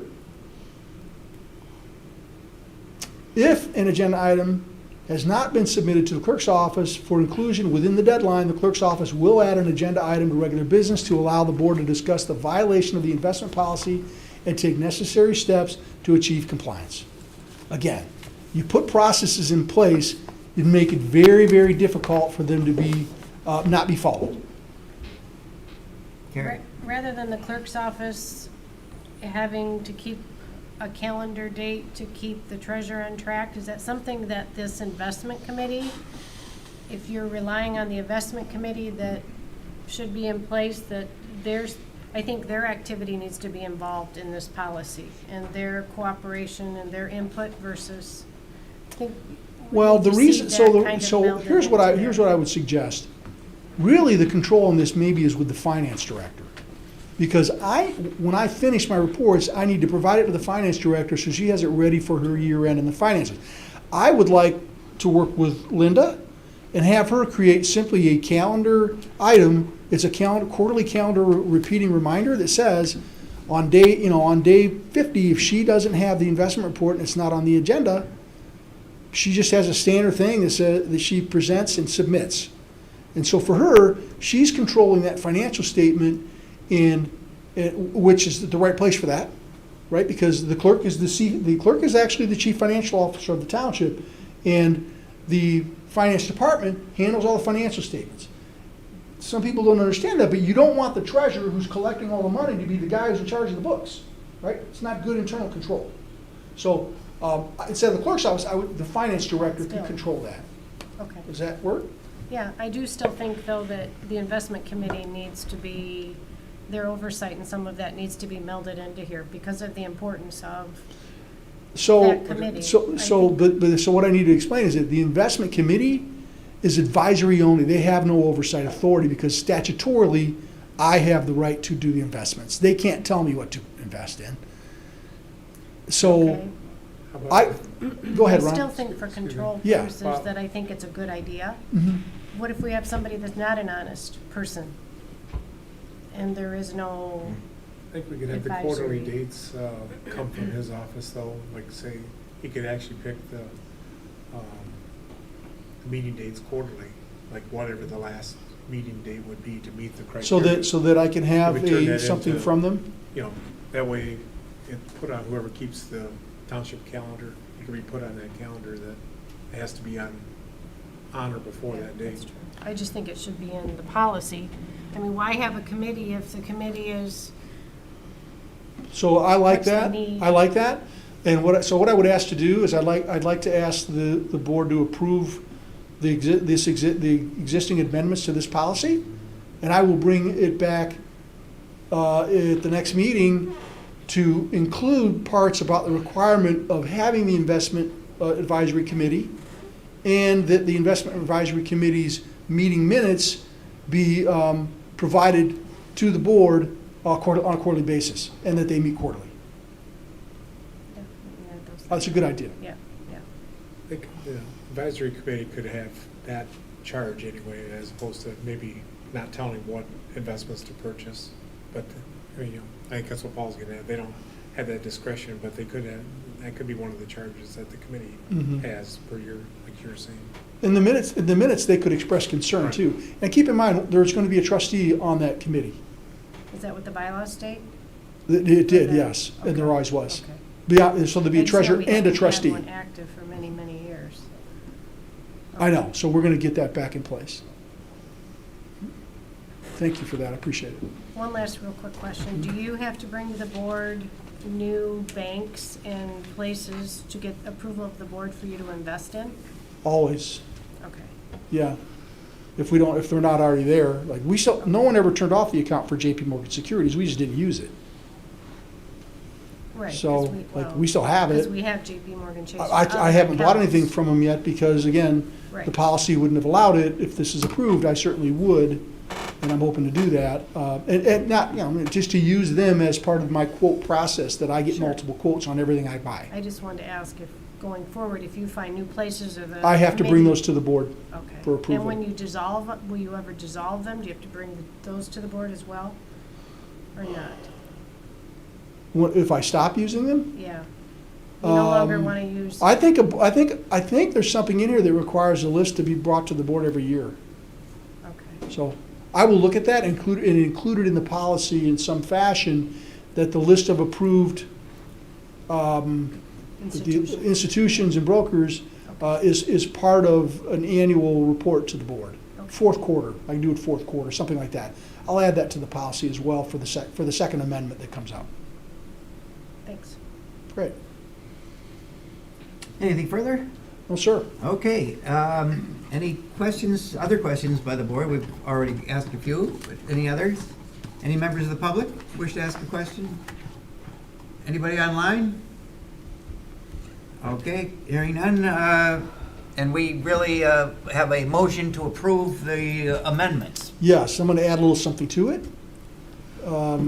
Just let me know if it works out okay, Carrie. Move to amend the investment policy as presented, and to have the treasurer present additional amendments within the next two board meetings as discussed in the meeting. Does that work? Second.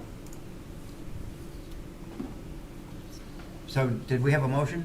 Yeah, he make a Paul made motion, and I So second. you're it. making the motion? I made the motion, that was the Yeah, motion. And yeah. you're second? I second. Okay, That And he's gonna bring some Okay. amendments Yes, in we're the going next. to bring discussion. additional amendments. Yeah, any further discussion? Everybody clear on this? I am. Would you please? Okay, okay. Then all in favor of the motion? Aye. Aye. Any opposed? Okay, thank you. Thank you, I appreciate it, and look forward to working with you on this. Okay. So the next item on the agenda is the submissions for legal services. And I think, well, we had 7 firms submitting. We have 6 left, I believe.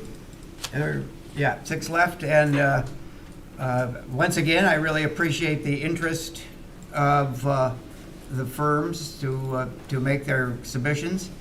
And then we have had a committee that met for purposes of making a recommendation on this. I'm just looking at the way the MAFE is structured, that goes down to very specific motions that are like preconceived. It says it just has the appearance.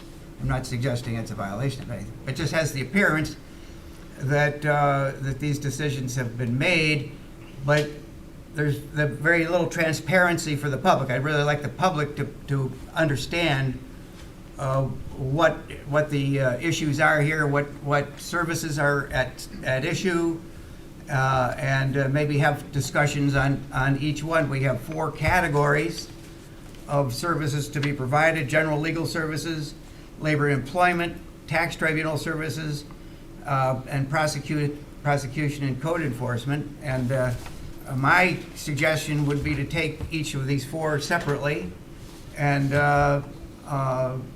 have a discussion by the board, and then allow the public to have input if they wish on each one of those. I think it would maximize the transparency. Paul? Yeah, so, and I apologize, I didn't get a chance to talk to you before the meeting, but I did have some communications with the assessor, and I had a chance to talk with the clerk. And one of the things that we did not do is we had the subcommittee to discuss legal services. We did not have the assessor on the committee, and I think that's how it was done in the prior times when we followed what was done before, that the assessor was not on that committee. And given that the assessor is the one who works directly with the legal services on tax tribunal issues, Right. I think that was a mistake, that she should have been involved in that. And so my intent here would have been to make the motion as it's presented, but to exclude awarding of tax tribunal legal services as presented until the committee can reconvene to have additional discussions and get input from the assessor. Okay? All right, I think The wording of that- that's a good idea. Mhm. That's a good idea. I like Yeah, that. but I know you had mentioned some of that prior as well earlier in Yeah. the week, and then, Yeah. so I think it's important to listen to what folks have to say, especially when they're the directors, and I think the committee should have a chance to hear those items and hear that information so that they can then bring their opinion on that component of this. Okay, so let's start with the general council services. And if you want to be the spokesperson for the committee has recommended general counsel services be awarded to the Kelly Law Firm. That's correct. Do you want to make any, I think it would be helpful for the public to have some idea of why you've made that recommendation, and then let everybody else weigh in. Sure. You good with that? Yes. So yeah, the committee got together, we had a couple of department heads there, and I think the consensus was they were happy with the advice we've been receiving from our current legal provider, who is the Kelly firm, and they did not feel that we should make any changes in who was providing that service. And that was from both directors, and of course input from the elected officials who were part of that committee as well.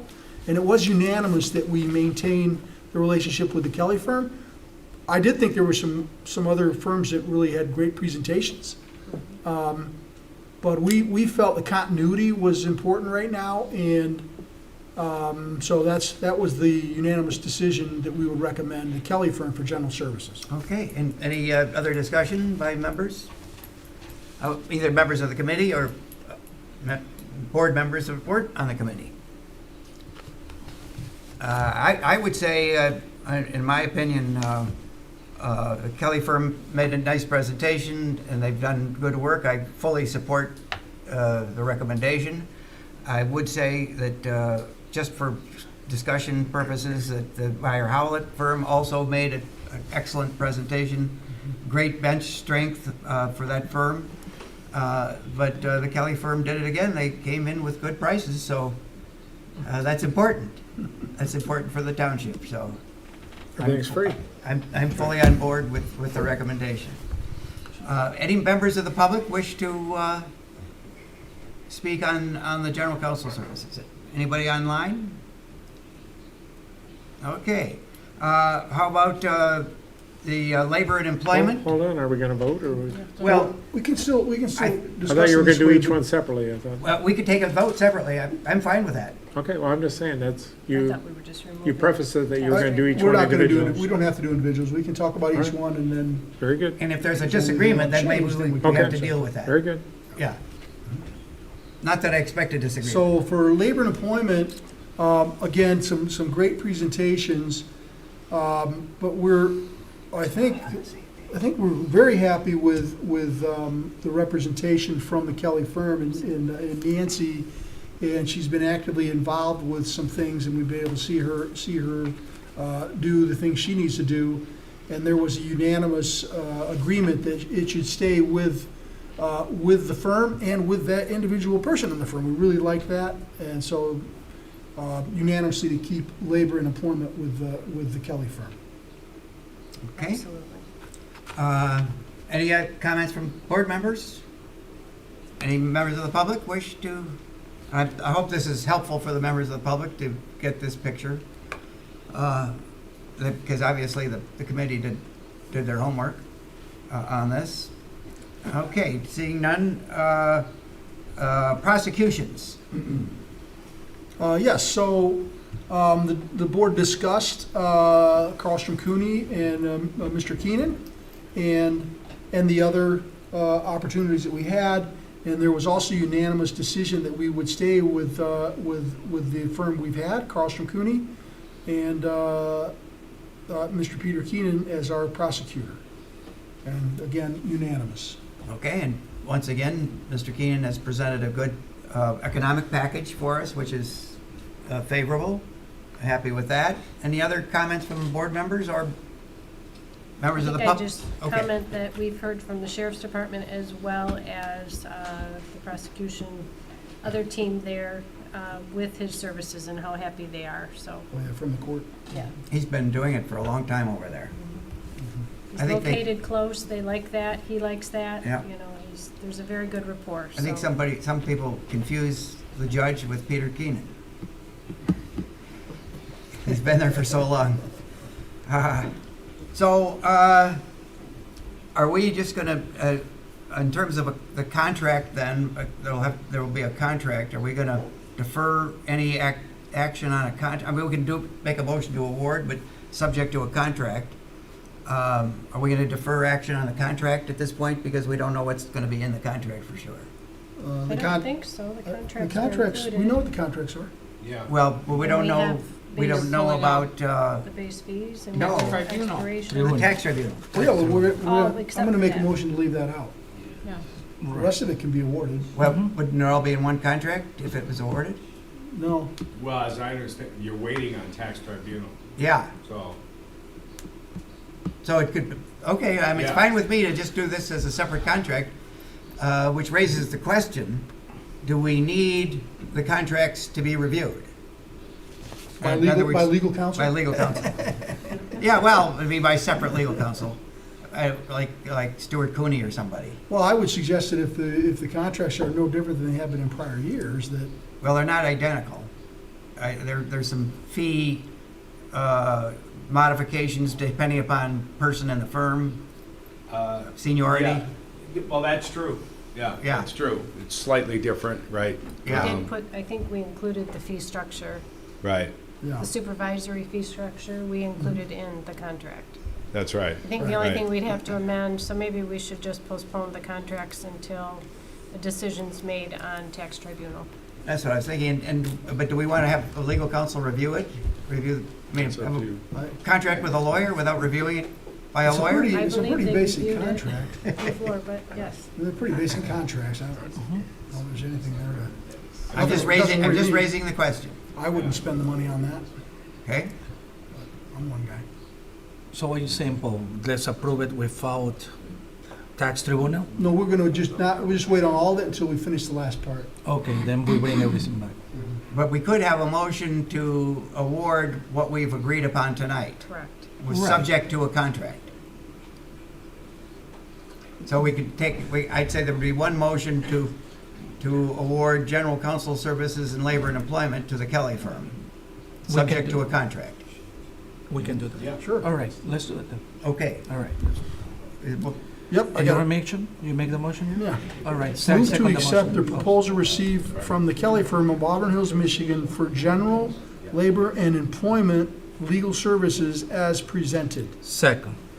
Approve the agreement between the Charter Township of Independence and the Kelly firm, PLLC, to enter into a 2-year fee-based agreement effective January 1st, 2023, with the option to extend the agreement for an additional 1 year upon mutual written consent, and direct the supervisor and clerk to sign the agreement as the authorized representatives of the township.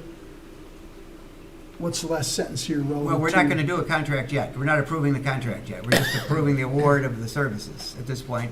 And then because we don't know what's in the contract. Right, subject to presentation of an acceptable contract. Yeah, those two items subject to the contract. Yeah, I think that's. I just add that at the last sentence. So the contract will We're come doing the back whole to the thing board subject to next- the That's right. presentation of the contract. Probably on the 15th. Yeah. All right, All right. thank you, appreciate that, Jerry. Yeah, thank you. Any questions? Any members of the public want to weigh in on this? I think we've tired you out already. Anybody online? All right, all in favor of the motion? This is a roll call. Oh, roll call. Clerk Newbeck, yes. Treasurer Brown? Yes? Trustee Aliaga? Yes. Trustee Nalamothu? Yes. Trustee Ritchie? Yes. And Supervisor Fisher? Yes. Motion carried. Okay, one more motion for prosecutions. I move to accept the proposal received from Carlstrom Cooney LLP of Clarkston, Michigan for prosecution and code enforcement legal services as presented, approve the agreement between the Charter Township of Independence and Carlstrom Cooney LLP to enter into a 2-year fee-based agreement effective January 1st, 2023, with the option to extend the agreement for an additional 1 year upon mutual written consent, and direct the supervisor and clerk to sign the agreement as the authorized representatives of the township. I'll second. Moved and seconded, and just for clarification for everybody in the audience, this is a agreement that goes for the first year at one fee, and then the fee increases in the second year. So, I have a question on that. It's for prosecutorial, right? Yes. Correct? Because he was at 110 in the prior contract and it was increased to 115. Is it his intention to have it be 110 again and then go back to 115 again? It says 110, I think. I know, but That's he what the did, contract but the contract he submitted was the original one. I would like to have you clarify that with him. Well, why don't we make that subject to the contract too? Then Yes. we'll bring both contracts Because back. I don't know that that was his intention to say, let me go backwards. I'm guessing it wasn't. He's a nice guy, he wants the job. So he may just say it's a whole thing's at 115, but Maybe. I'm sorry, I We'll meant to see. let you know that we should clarify that. All right, Yeah, So, so- subject to presentation of an acceptable contract. Contract, Yeah. right. Perfect. Okay. We have Any other- first and second? Second. Oh, I Terry. second. So we Terry have a did second, first. Yeah, yeah. yeah. Terry. Yes. Yeah. Any other discussion by the members of the board? Anybody, members of the public, online? Okay, let's bring it back to the board. All in favor of the motion? Roll Roll call. call, Oh, roll shoot. call, roll call. Treasurer Brown, Yes. Trustee Aliaga, Yes.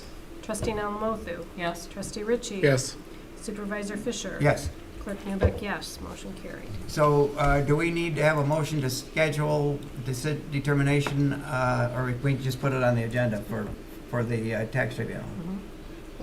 Do I need to make a motion to include, In the contract. to have the subcommittee meet and to include the assessor as part of the subcommittee for additional review of the tax tribunal Yeah, legal look, services? Yeah, we're not making motions for that, right? Yeah, I don't want to We make have a to- motion for that because We're not I don't want the appointing. board to We don't appoint the have to? committee.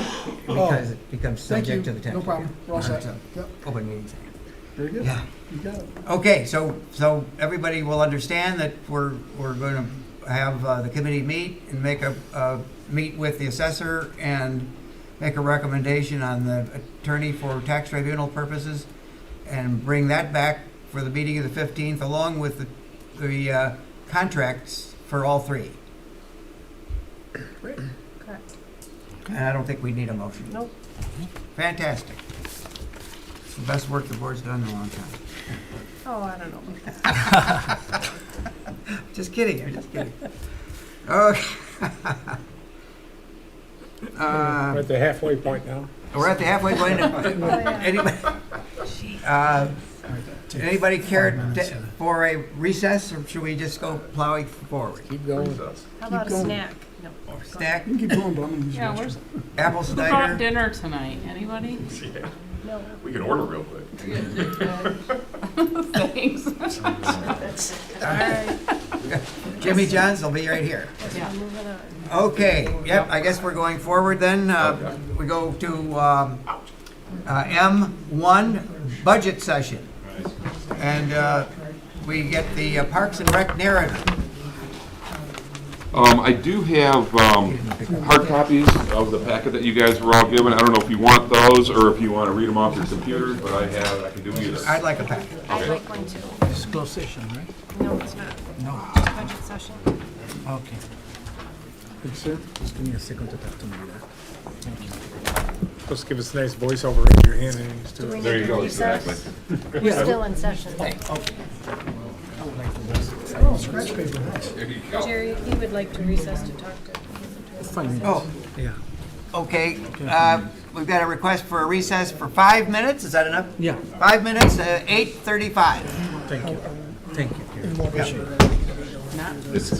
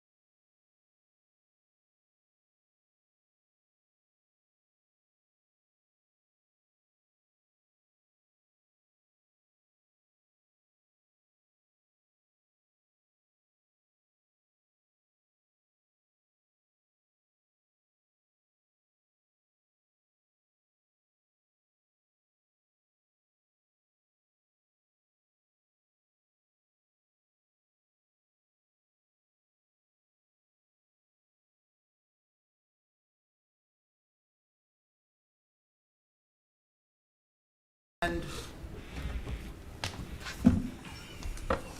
you missed it. Missed it again. What? You said Parks and Recreation. I said we're back in got it. session. Oh. Parks and Recreation. No, I'm not picking up on that yet. No. Okay. Go, Rick. All right, we're ready here. Okay. Whoa. Ooh, turn it down, a little bit of feedback. Everyone loves your voice. He'll do it. They'll do it. Yeah. Okay, well, tonight here, geez, it's really loud, it seems like. We're actually going to start with the general fund CIP schedule and narrative this evening. This is probably going to be the one that's going to probably bode most of the discussion, I would imagine. So let's just dive right into this thing. There's a 10-year plan, capital improvement plan that we put together. It's covering the period of fiscal 23, which is next year, through 2032. We do have 2022 shown on the schedule, but it's only more for informational purposes. It's not included in the totals. So please note that the CIP schedule only contains items over a per unit cost of $5,000, and any items between $500 and $5,000 will show up on the normal operating statements under small equipment, and all items under $500 will show up under supplies. So getting into the actual plan itself, in summary, the CIP plan calls for future spending totaling $4.152 million, of which $2,689,000 is planned for 2023. A breakdown by department is as follows. So of that $4.1 million, $2.7 is coming from Parks and Rec, and Town Hall has just under $1.4 million. So, the comment, normal general fund annual contribution is currently $200,000. But due to additional Parks and Rec projects that have come up, it is necessary to increase that contribution to $400,000 in 2023, $450,000 in 24 and 25, and $250,000 in 26. Starting in 27 through 32, we're back to our normal $200,000 funding. With the additional contributions, the general CIP fund will be funded through 2032 with an ending balance of, it says 957, there's a typo there, it's actually 989,000. So we have individual schedules for Parks and Rec, the Town Hall, and street lighting. Not a lot of activity in Town Hall outside of 2023. A couple things that we have planned here, we're going to be looking at replacing the carpeting here at the Town Hall, painting upstairs and downstairs. We've got some furnace upgrades coming. But the big piece is the Walden Road paving project, which is $1.2 million of the 1.3 we're looking to spend out of Town Hall. Street lighting, we don't have anything planned in 23. And then Parks and Rec, we have $1.3 million planned with various things on here. Bay Court Playground is probably the bigger item, $700,000, which I believe everybody's aware of. We have Bay Court garage renovations, a new building, Clintonwood Ball Fields 4 through 7, the concourse area, the Deer Lake Beach restoration. Now keep in mind, a couple of these things are ARPA funded, and they are indicated on here as to which ones are ARPA. We've got the Clintonwood Volleyball and Bay Court Beach Sand, Clintonwood garage updates, Senior Center carriage house repairs, Clintonwood Park tennis and basketball court resurfacing, Bay Court Park Lakeview room entrance, the Clintonwood Park Spray Park and apron, and then we're looking at purchasing a Toro Field Pro 6040. It's an infield groomer and rake. Now, a lot of these things, I'm just going to back up for a second here. In past years, Derek has been basically given an amount that he can basically, that we're going to stick in the budget for his projects. Well, I kept hearing a lot of different things about things that are disrepair and that need attention within the park system, but he couldn't put a dollar figure on it all because there's just so many of them. So what I had him do is put everything down, everything that you need help with, that needs work, and spread it out over 3 or 4 years, and let me see what you got. Well, this is it. And it's going to cost the township approximately $500,000 over that 4-year period to get all of these little things done. $500,000 a year? I'm sorry? $500,000 a year? No, $500,000 total, Okay. over and above what we already do. Okay, so it's not huge. You just scared me. But it's, yeah, I know. No, I'm not looking to spend the money like that. So basically, at this point, Derek has put together a little presentation because, you know, it's one thing to say something, it's another to actually visually see it. And so some of these things that are in disrepair that need attention, Derek has actually put into a slideshow to show you guys what is actually going on here and why we have decided to take this route and address these items. I think it's important to note too, and thanks, Rick, but I think it's important to note that our entire CIP schedule was canceled during the pandemic. So a lot of, looks like a big dollar amount up front, but a lot of those items, quite a few of them are carryover items from kind of taking that year off. This So, is a quick question. go ahead. So do we move past Town Hall, now we're down in the Parks and Rec section? Yeah, because there's really not a whole lot there in No, but Town Hall, but we will get to that. Yeah, but I had just a couple thoughts on that. Okay. I've seen some pretty bad carpet upstairs, and painting maybe needs to be done. But my question is, could we wait on all that and take 55,000 and use it at Sashaba Plains? Well, it's just, you Just a guys thought- can just decide a how we want thought. it. This is just what we have Right? put together.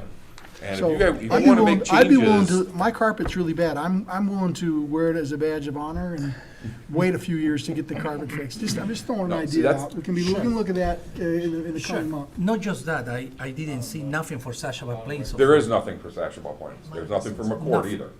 Because the dollar amounts are extremely high to do anything of real importance there. So it's a matter of where do our priorities lie and how much more money do you want to spend taking care of these items? Sure, I So do that's- agree. And we Paul. can make We can make that amendments to adjustment this? to move that money from, We absolutely can. We Well, can let- reappropriate it after the beginning of the year.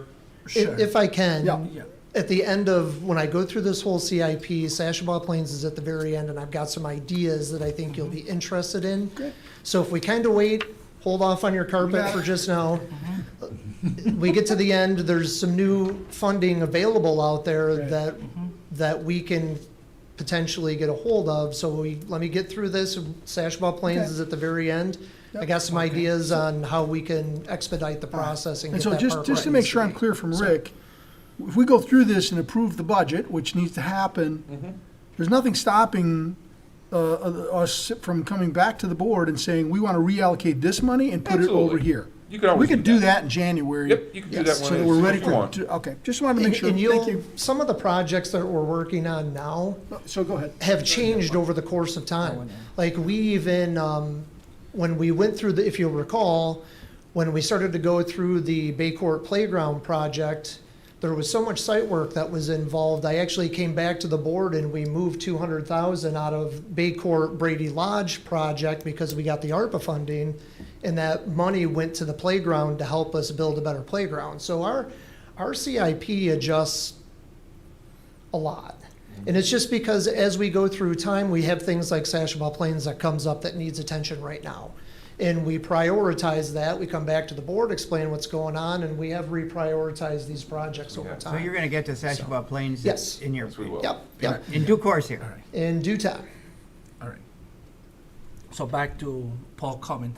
Paul, I mean, priorities are priorities. When you say that, I don't have any problem with that, just so you know. I mean, carpet and painting my room and my office. No, more important for me right now is Sashaba Plains. It's my top priority. And like I said before, I talked to Derek, and I'm glad that you bring that comment because we said we can play with this. Soon we approve that we can make amendments about this. I mean, I'm looking forward to address what we need. Maybe something that, oh, I don't need this right now at this moment, and we can do that. Well, and I think this is just what I've come up with as far as what my department, I feel prioritized in the needs section and what we can afford.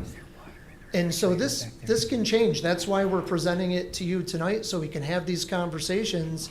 And you may disagree with me, but this is why we have the conversation, because there's so many little things that need to be done that it's hard. What the problem we've had is we've only gotten 300,000 a year, and when we lump it all into one project, then if I fix mowers and some paving projects and put in a new parking lot, that's all my 300 grand right there, and I've still got other things that need to be fixed. The problem that we have as a department is our capital improvement funds have been used to develop and not to replace things that are broken, and now it's finally caught up to us.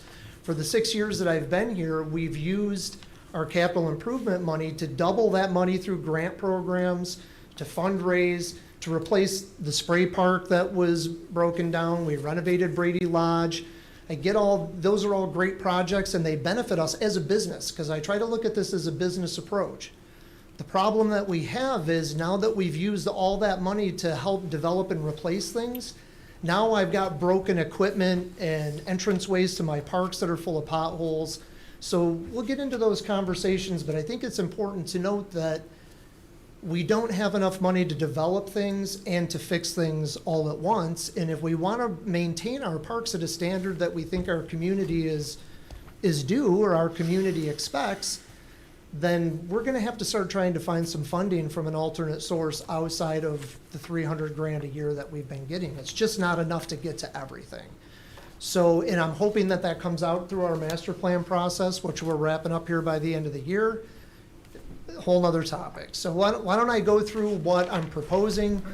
We'll get to the end and you may tell me I'm crazy or you might agree with me and we'll find out. So the first thing we have is this is a project that has been on our capital improvement plan since about 2017, maybe 2018. It's been out there a while. And it's been pushed down the road and pushed down the road and pushed down the road. And what it is if you look at the very center of that picture, that is the netting system that stretches from backstop to backstop across the concourse area at Clintonwood Park. The reason that it's there is to protect the spectators from foul balls. Now, we replace that net about every 2 or 3 years, and it's actually installed by my park division, and it's done on a tension wire. And it's actually kind of a dangerous operation to go through every spring because to get enough tension on that wire to get the netting to where kids can't reach up and grab it and it's not hitting people on the head, it requires a lot of pressure on that cable. And if that cable snaps, we could have problems. So we've looked at a couple of different design ideas. We've thought about building a big pavilion in the center of the complex. But after our national conference this last year in Phoenix, I got into a lot of conversations with shade companies, with shade structure companies. And what they do is, and you may have seen them, you may not have seen them, is that they can put poles up with these giant tents that is a shade structure system that we can take down in the fall and put back up in the spring, and a lot less liability involved. But it may accomplish what we're trying to do to protect the spectators from foul balls and then also provide a little bit of shade down there because there are no trees in that complex. It's a wide open field with baseball fields. Now, aesthetically, the net's terrible. It looks like a big circus net, and I honestly, as a lifelong baseball player, and I've played at almost every complex in this state and quite a few out of state, it's always kind of humored me that we worry about the foul balls that go up and down when really the foul ball you don't want to get hit by is the screamer down the foul line, right? I mean, that's the people coming in and out of the park, I think, are probably more apt to be hit in a more dangerous, velocity of a ball coming down the stretch onto the field than the up and down foul ball. Of course, we get a lot more foul balls in this area than we do down the foul lines. So anyway, this has been on our schedule for a long time. We've priced it out a few times, and the price, of course, keeps going up and up. A pavilion probably being the most expensive of those options. The shade structures may be a little cheaper, but it's such a wide area of covered space is really what we're running into as our problem there when it comes to paying for something to shelter the crowds. So there may be some grant opportunities down the line. I can talk to you about that in a little bit too, because we face some issues with the DNR right now and another conversion that we have, and I'll cover that towards the end. This here is our Bay Court Maintenance Garage Edition. We have $100,000 in our capital improvement plan and $150,000 in ARPA funds. The reason this facility is so important is we have nowhere to store our equipment indoors. Currently, we're storing all of our equipment at Bay Court Park inside of Brady Lodge. Now, We're starting to pick up rentals at Brady Lodge more and more all the time for weddings. We're getting ready to put an HVAC system in and make it a 12-month out of the year facility. On the other side of the wall at Brady Lodge are tractors, lawnmowers, weed whippers, gasoline. It's just not a good mix of essences, if you know what I mean. If you're there for a wedding or a very nice event, we've got all of our maintenance equipment stored on an open wall room right next door. So this became a priority for us to try to make Brady Lodge a revenue generating facility. This project recently went out to bid. We had one company show up at the pre-bid meeting, a mandatory pre-bid meeting, and the one bid that we received was from that company. The bid came in at $299,000. So that project is going to be a discussion that we're going to have with Nowak and Frous here. They're going to come to a board meeting in the near future to go over all of our major ARPA projects. So I just wanted to let you know where we are with this one in particular. Now, I've asked them, is this common? Do we need to go out and rebid this project? Where is this in the marketplace? Everything he is telling me right now is that we would be rolling the dice if we pull this off the table and try to rebid it in the spring. It may be $350,000 by then. Although the economy is leveling out and prices are coming down, a lot of these projects, because we're so short on builders here in the state, there is a ton of money for construction work in this state right now, but there's not enough contractors to do the jobs.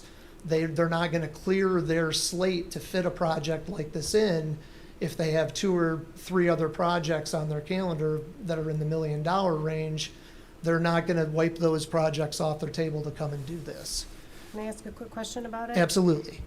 It appears to be 3 or 4 times larger than the storage room that's at Bay Court now.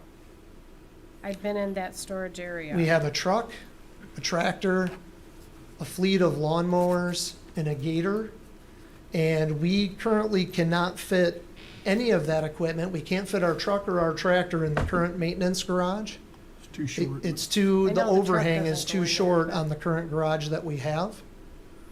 So this facility is designed for the future of that park and not having to drive our truck back and forth to Clintonwood every night and to not have our tractor inside of Brady Lodge. So we built the space according to what our needs are for the operations of that park. And what's to the right of the 3 garage doors? That is the existing building. Oh, okay. Yep. All right, thank you. I Yep. couldn't tell that. All right. So that's for the maintenance, right? That is correct. So, and this is just, I had to pick one slide out of the bid package to kind of give you an idea of the scope of the project, so. Of course, we all know about the Bay Court Park Playground replacement. As you know, we had about $500,000 to go into the project. After we paid for engineering, about, I want to say $250,000 of that project was going to go into the site work of the original design, which only left us about $250,000 for the playground. I came back to the board, asked for if I could move CIP funds from Brady to this project to get us over the hump. We are currently getting ready to go out to bid for this project at that $700,000 mark for just the playground. We've removed a lot of the site work requirements that we wanted early on. We wanted to build a berm in front of the playground and kind of have a grand entrance into the playground to give it more of an aesthetic appeal. However, after the first round of presentations and how underwhelming they were, we just felt as a committee and with the residents that joined us going through those presentations, it was more important to put the money into the playground itself and not into the site work. That project is getting ready to go back out to bid here within the next month. Could you remind again about how much of that $700,000 was in the form of donations? Well, it's right here on the left-hand part of the slide. We had $200,000 in the CIP in 2019. I wrote a land water conservation fund grant and matched that at 50% to get another $200,000. We came back to the board. Well, actually, this one came first. We raised $110,000. If you remember, Former Supervisor Pat Kittle had challenged us if he would match us up to $100,000 for every cent that we raised. The board agreed. We raised $100,000, $104,000, or in climbing. That's where the extra 10 comes in. So we got an extra $100,000 from fundraising, an extra $100,000 from the board, and then we rescheduled $190,000, which gets us, after our engineering costs, it puts us right around the $700,000 mark. It's actually 750. 750 total, but we took the engineering work out. Well, no, already, that's so. still available, because that's still sitting out there this year. You hiding money for on me? you to- No, I'm not hiding money, I told you about it. No, this is money that will be pulled forward yet. Correct. Because you needed money left over That's just in right. case something happened this year. Well, we needed the money left over to finish paying the contract to the engineers, and so we But left that some number's probably behind, closer so. to 750 is what really Right. is, should be budgeted. So without that site work, we should be able to build one heck of a playground that the community is going to be just as proud of as they were the first time around. So it's in good shape. It's just a matter of getting it over the finish line and getting it built. Deer Lake Beach restoration, as you know, came to the board before about Deer Lake Beach running under the road and ending up in the lake across the street. We met with Nowak and Fraus and Landscape Designs. I think it's Landscape Designs. They actually put in my rain gardens for me at Baycourt. I was explaining this project to him, and they do shoreline restorations all the time. He was kind enough to meet with us at the park and look at the plan that we originally had for this facility. We redesigned a few things as far as the groin walls that go out into the lake are concerned to trap the sand on our side of the road. So that project is getting ready to go back out to bid, or go out to bid for the first time here within the next month, I'm hoping, and we're sitting at $140,000 for that. 100,000 of ARPA funds and 40,000 out of our CIP. That's a And that 2023. 40,000 is carryover from the year before. That's a 2023 project? That is. Hopefully spring of. Sand. All of our facilities are low in the sand department. Last year, we replaced all of our sand volleyball court nets at Clintonwood Park.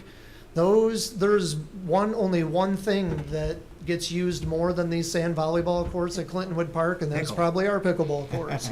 But there are people on these sand volleyball courts almost every day of the week.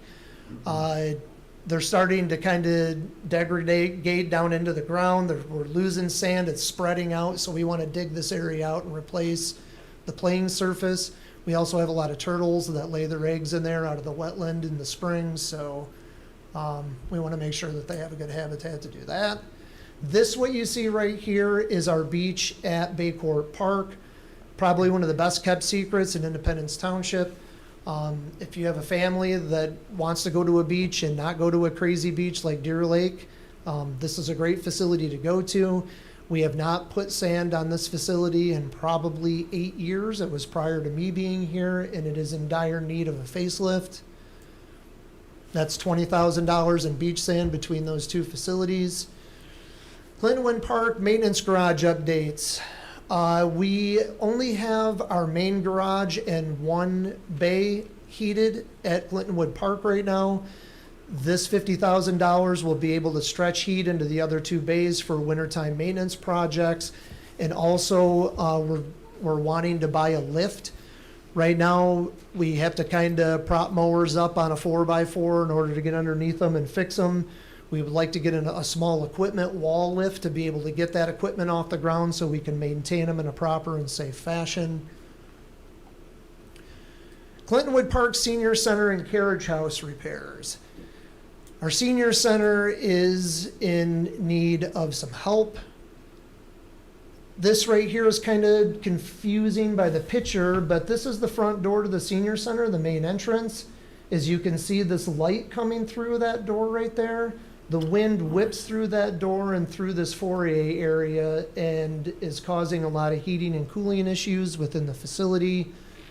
This right here is also the main door of the facility, and when the doors were installed, the trim work was never finished around the top. You can see the air leaks through the center here. This is a window in the front of the facility where the trim is starting to rot away. This right here is the door of the carriage house. Have the same issues here. Water sits in front of the door, the entranceway here, and is starting to rot away the concrete, and the molding that goes on the footer underneath that door is starting to deteriorate. You have to remember too that all these doors are automatic door opener, ADA compliant for our senior centers. We're not looking to replace all of these doors, but we do need to fix all of these ventilation leaks, the trim. We got a couple of windows that need to be replaced. And then also we have a major water problem at this senior center. Probably the first 4 years I was here, we replaced the sub pump about every 6 months in that facility. We put in a backup sump in that basement. Now we're down to replacing a sump about every 8 months. It gets to the backup sump and I've had to replace that one too.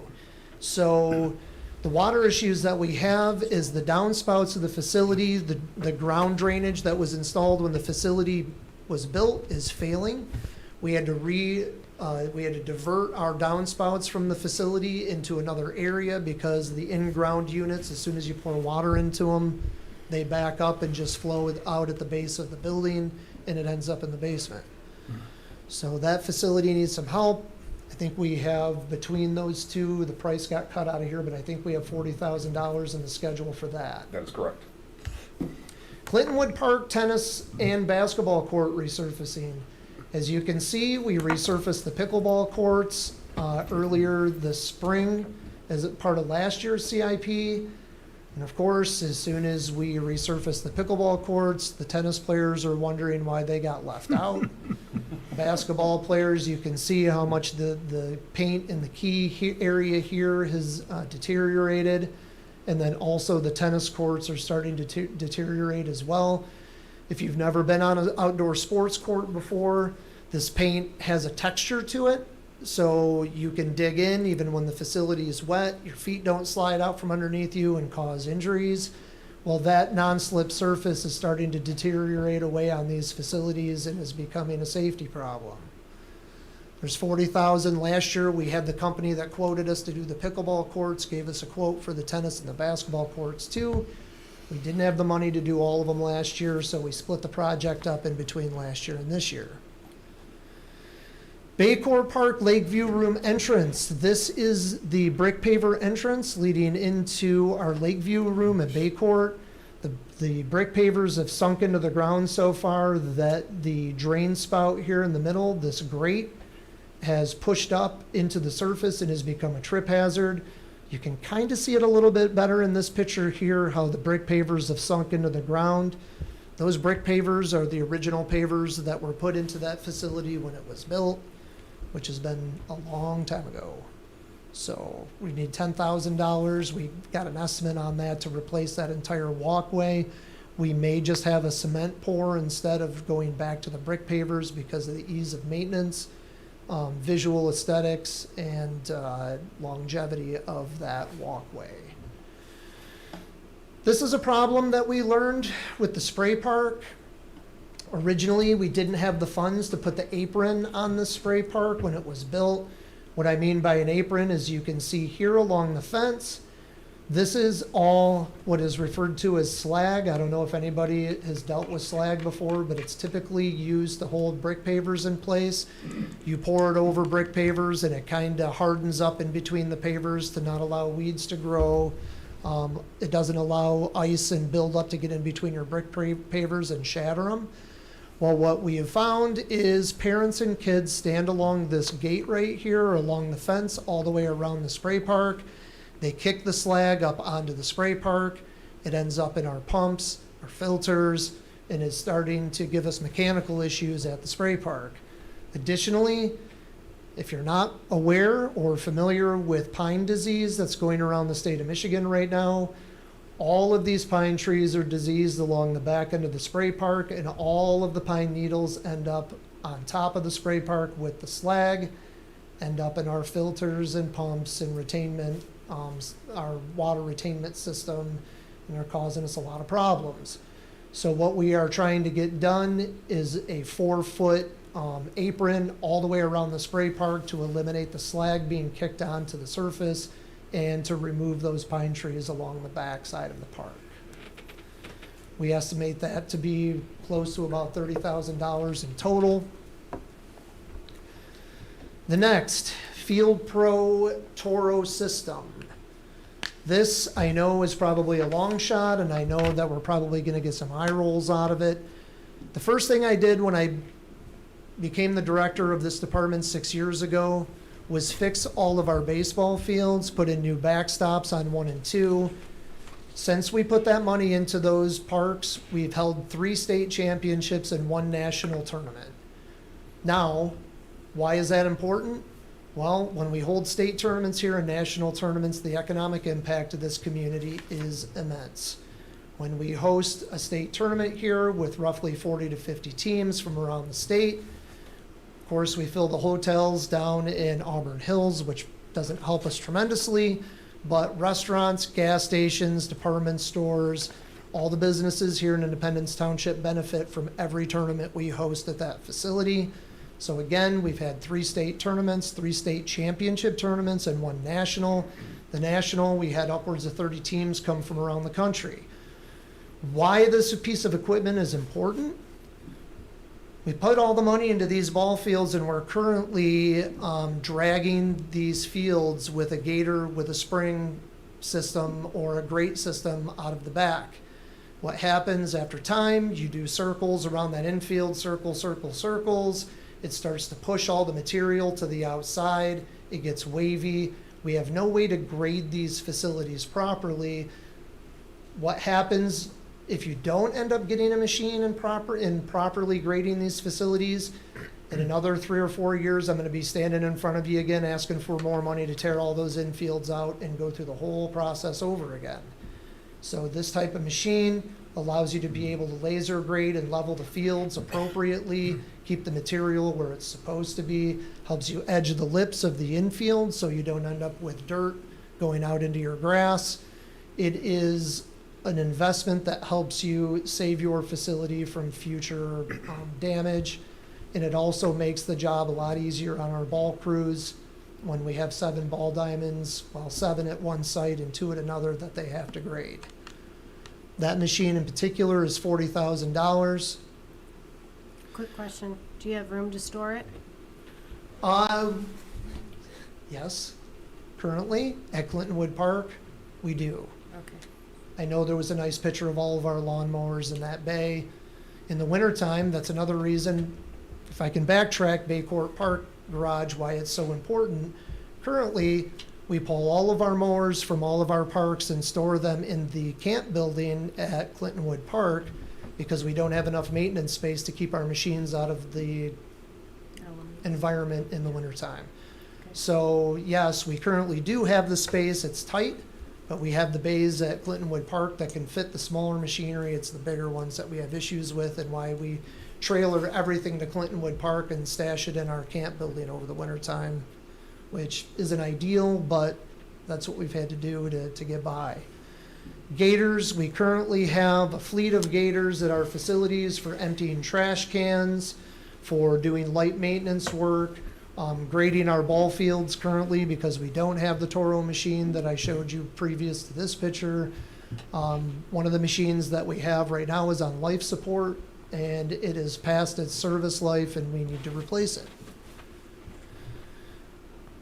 So that is the end of 2023. I'll give you a quick synopsis of 24, and then we can get into the conversation that we all want to get into with Sashabaw Plains.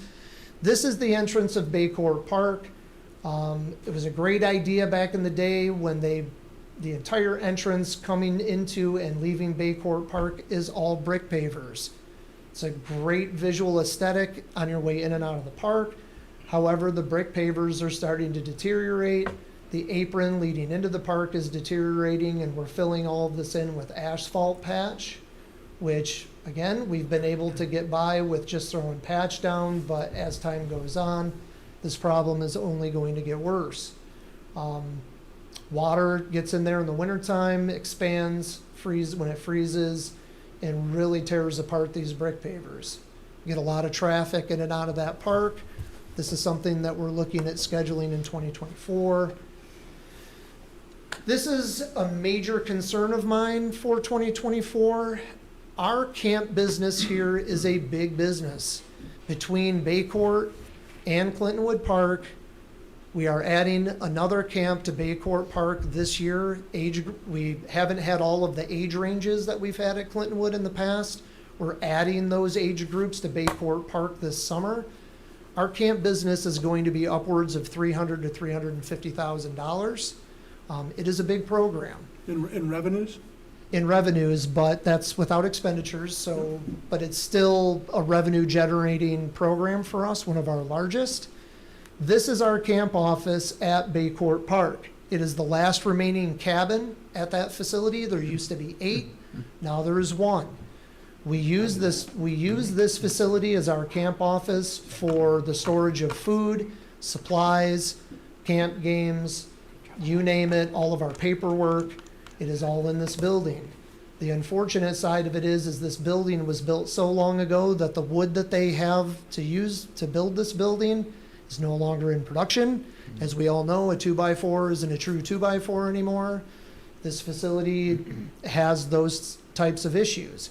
Now, I'm not asking to restore this building in its current state. I'm looking to probably wrap it, put vinyl siding on it, replace the windows, and fix the roof. I know it looks like a high number when you start to value this out, but the way that all of my projects have come in from being bid, I'm tired of underbidding my projects and having to come back and ask for more money. So this is the door jamb on this particular facility. Water leaks underneath that cabin and freezes, gives us issues. We've had to wire screen a lot of the footers around the building to keep the chipmunks out of the inside of the facility. We keep all of our food inside this facility for the campers in plastic bins because we invite all of our rodent friends from the park into this building, so we've had to take measures to eliminate that. Here's one of the window sills at the facility that's completely rotted out. Here is the fascia board in the front of the building that is completely rotted out. And as you can see, kind of like our senior center facility, this is the inside of the door. We have air leaks around the jamb here and down in this corner. So if we want to continue to build our successful camp programs and we want to continue to use this as our camp office, it is in desperate need of repair. Go ahead. So when you buy $100,000 there, it's an even number. You over budget just in case, right? Because it's an even number. Sometimes when you make repairs, buy some doors, the roofing. It's no 100,000 even, right? Yeah, like I said, I'm starting to put a little bit of a cushion in there because everything I've bid in the last 2 to 3 years has come in on the bids spectrum has come in way over budget. Okay. So am I going to need the full 100,000? Probably not. But by the time you replace 10 windows, put a new roof on this building, 2 new doors, fix, wrap it, put the vinyl siding on it, it's not going to be a cheap number, but You're gonna put a dent in it. it's going to put a dent in it for sure. So, but the only other alternative we have is to knock the building over and start from scratch, or turn the Lakeview room into our camp office, which then eliminates that facility from being a rental property. So we're running out of options. Just a suggestion. Uh-huh. Since you're wanting to do 2 build or rental projects there, why wouldn't you maybe combine them into one and either add on to that to include the garage and the storage so it was all one location, or vice versa? Instead of... You mean, why wouldn't we put our camp office inside the maintenance building? Expand on the maintenance building to include an office. Well, Or this expand on this to include a garage, so it was all... Well, we want to keep our maintenance items separate from the operations of the park. I don't want to mix our maintenance operations with camp kids. It's not just our counselors that are in this office. The kids are in there. Oh, I didn't know kids were in there. Yeah, they store their lunches in there. Yeah, parents are in and out of there. Yeah, and you could make office and storage next to... Yeah, we had actually, garage the original design of the maintenance garage was going to be right next to Brady Lodge. And there's a little open field area at the back end of that new parking lot.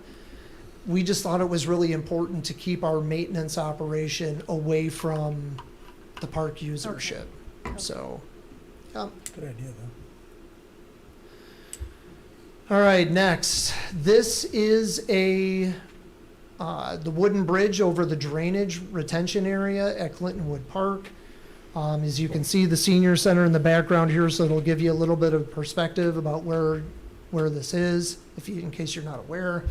There's a wetland area on the other side of the entrance of the park. It runs under that entrance, across the front of the senior center, back under the rear drive to the park, and then it deposits on the other side of our entrance out into the Clarkson Road property. As you can see, this bridge over time, the boards are starting to warp on the corners. The structural integrity of this bridge is becoming question. I want to get someone out there. I was hoping to catch Dave before he left tonight. I want to get him out there and get his opinion on how long we should be able to keep this thing up without it being a safety concern. So there's that. This is a Cat skid steer loader. In my time here, with the parking lots that we've built, with the earthwork that we've done in our park facilities, this is something that over the course of time could save us a lot of money in excavation work, road repairs, parking lot repairs, fence hole digging. This machine right here comes with a lot of attachments that we can rent from the local Cat dealership. But to have one of these in service in our parks would help us eliminate the cost of overall projects in the future. We do have 2 people on our team right now that are qualified to operate this piece of machinery. The way I look at it is we're paying, for instance, to have this wouldn't accomplish this job, of course, but excavating the new parking lot that we put at Baycourt Park not too long ago cost us upwards of $20,000, $30,000.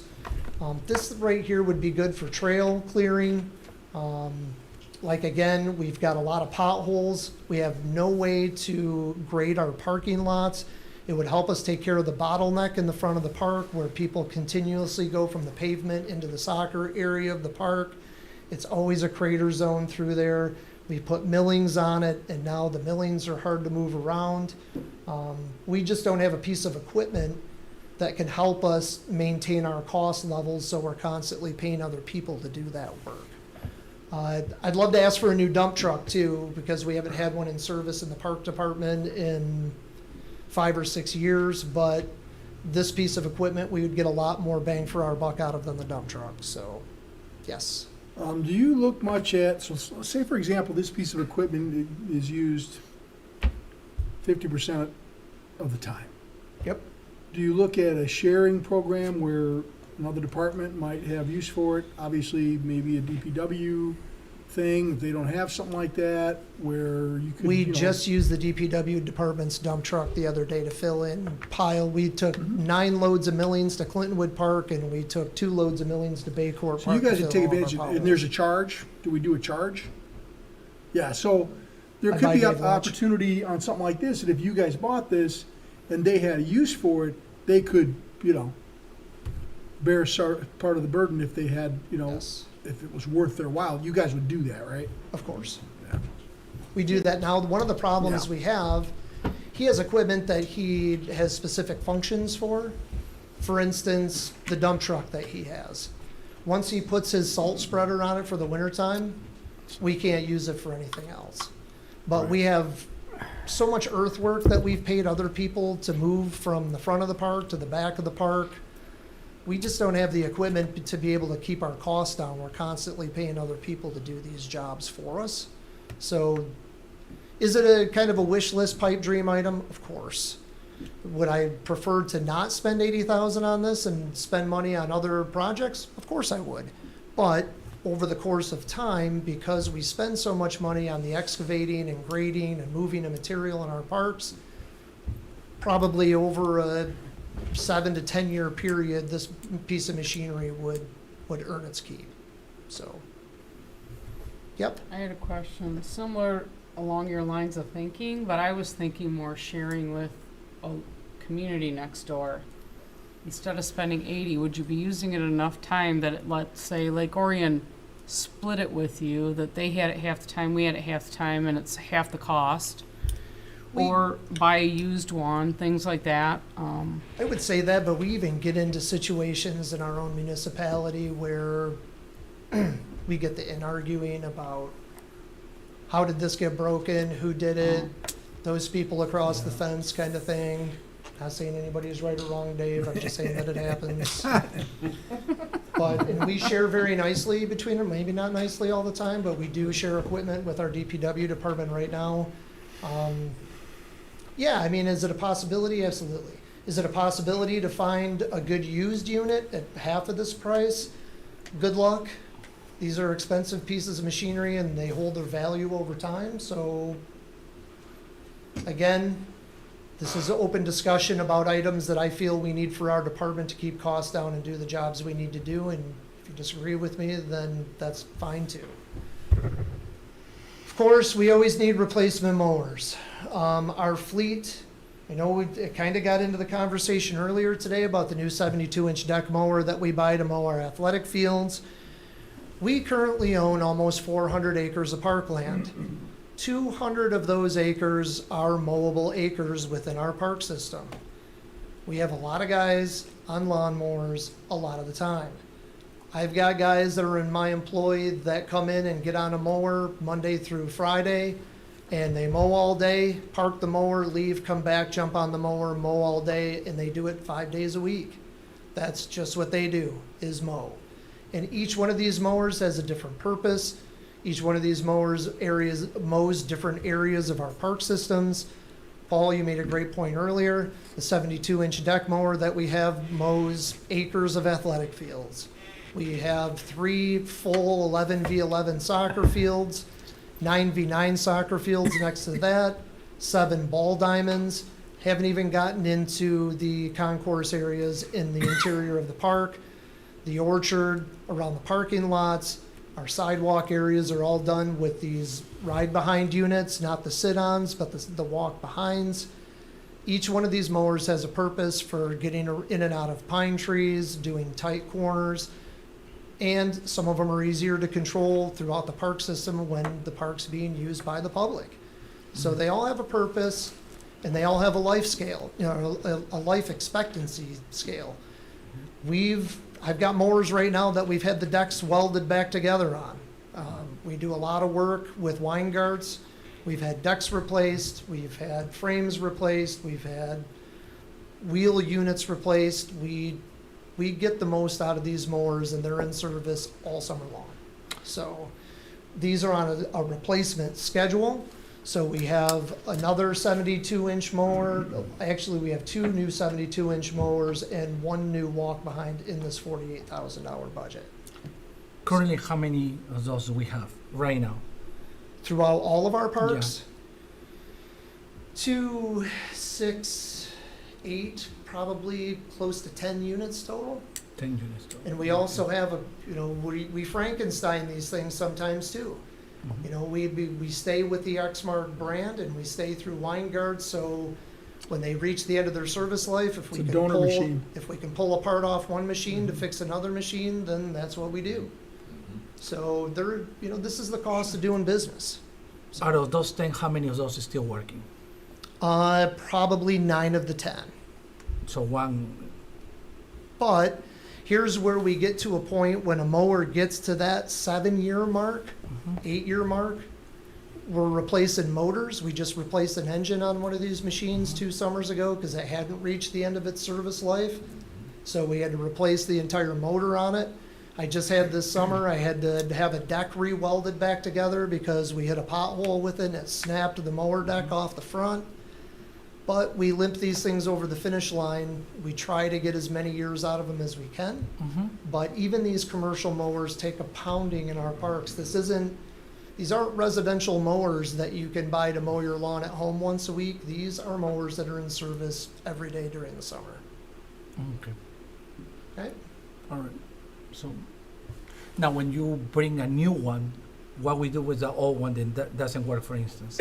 They go through our asset disposal Okay, process. yeah, because We- storage is a problem too, you know? We would, That's we right. would sell them, and we've sold them quite a bit in the past. We try to do it in the spring. We're gonna sell them in the spring on eBay. You usually get decent money for them. Well, and this is such a well-used brand of mower that we get a lot of people that purchase them just for the parts. Yeah. All right, these are some things that I think you need to be aware of moving forward. This right here is a major concern of mine. This is Baycourt Park. This is the beam that goes over the entranceway to the beach. It is a custom-made piece of wood that was in the original build of this building. It's rotted right through the center, or at least it's getting there. So I did talk to our building official, Dave Moran, about it today. He's gonna go take a look at it and see if we can plate it. You know, perhaps to get us through a couple more years, we can put metal plates across the front of this with bolts on both sides of that crack to try to keep it, structurally sound. I'm concerned about the integrity of it myself, so this is something that may bump out something else on the schedule in a couple of years, or maybe even as far as next year, depending on what Dave says. As you can see, the steeplechase, or what I think that's what they're called here at the top, all of the trim work that's on this side, it's all fallen off this front side of the building. That also needs to be replaced. One of the things that would add major aesthetics to both of our two signature parks, this is Clintonwood Park, where my mouse is here. This is Baycourt Park. Our walking paths have completely grown over with grass at Clintonwood Park, and they're on the way of getting there at Baycourt Park. Both of these facilities have safety paths that lead into the parks. It would be really, really nice if we could get these paved and become a health and active trail network like they were originally intended when they were built. Currently, they're just grass and gravel with some milling patches and other things that aren't very aesthetically pleasing. Hard to push strollers on, not very ADA compliant, not very usable for some of our disabled seniors. These are some of the things that I'm looking to write grants for in the future. Grant trails right now, well, trails for the last, 15 to 20 years of my career have been very well funded in the state of Michigan. I think there's grant money available to have those projects done. These ones right here are a little bit more of a concern of mine. Last but not least, Sashabaw Plains. So I'll give you a quick update on Sashabaw Plains. Typically, and this is not uncommon of government agencies, and I don't want anybody to shoot me for this, but typically we budget for things in our operating budget that may not happen throughout the course of a year. We get to this time of the year in November, Sashabaw Plains actually closes today for the season. It is in our schedule, and it's well publicized that that park closes on November 1st of every year. Now, why is that important? There's a lot of things on this list that can be fixed with money that we find that we didn't, maybe we over budgeted for propane at Clintonwood, maybe we over budgeted on the phone bill here, maybe we over budgeted for, toiletries there. All this money adds up, and we can actually adjust those funds into things to get things, the minor repair work done at this facility. I've already ordered 3 new grills for the park. The brush pile that was brought into question earlier today is being removed by the end of the week by a local company. Because again, we don't have the equipment to do it ourselves. Originally, that brush pile was put there because the guy that used to run that park would burn it. That was his burn pile. Well, we got complaints from the neighbors. This was prior to me coming on board, but the neighbors complained about the burn pile burning all the time. So he just kept throwing things on the pile, and we had no way to get rid of it because we just don't have the equipment. Well, that brush pile is going away by the end of the week. As I mentioned, all of the grills in the park have already been ordered to be replaced. These are some of the concerns that we need to talk about. Now, the reason that you didn't see some of these items previously in my CIP is because I only get $300,000 a year, and I have to spread that out to try to accommodate as many of my broken things as I possibly can. This playground right here was installed 22 years ago. To be honest, it's still in great shape. Now, I know we had a resident come in at the last meeting and say that there's whoop-de-doos on this slide right here in the middle. That was part of the design. It's not that the plastic is warped or that the sun has disformed it in any way. That was the design of the playground.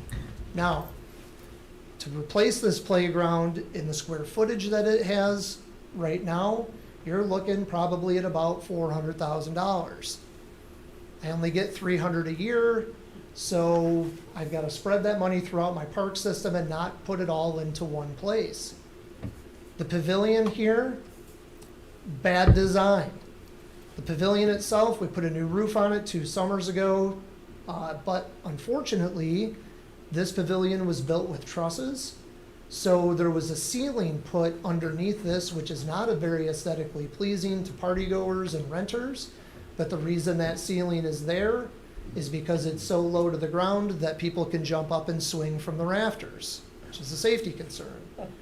Also, with all of those rafters in place, if you ever notice in pavilions, they're built without rafters because birds can't nest in them, and then you don't end up with bird droppings and food and in people's hair and all that sort of fun stuff. So I'm guessing probably to replace this pavilion, you're probably looking at upwards of $150,000 to $200,000. This is the basketball court here that was mentioned earlier. That was installed many, many years ago. It could definitely handle to be sealed and repainted, which is on the schedule for next spring. By the way, we re-mulch, and it's not mulch, it's engineered wood fiber as required by our playground safety inspector license, that we use engineered wood fiber to put underneath these playgrounds. Prior to the last 2 meetings and everybody coming in, we have already built it into our operating budget for next year. It's not a capital improvement.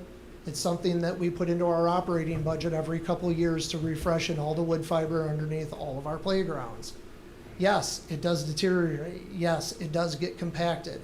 Yes, under the swings, when kids drag their feet, it gets kicked all over the place and we have to re-rake it.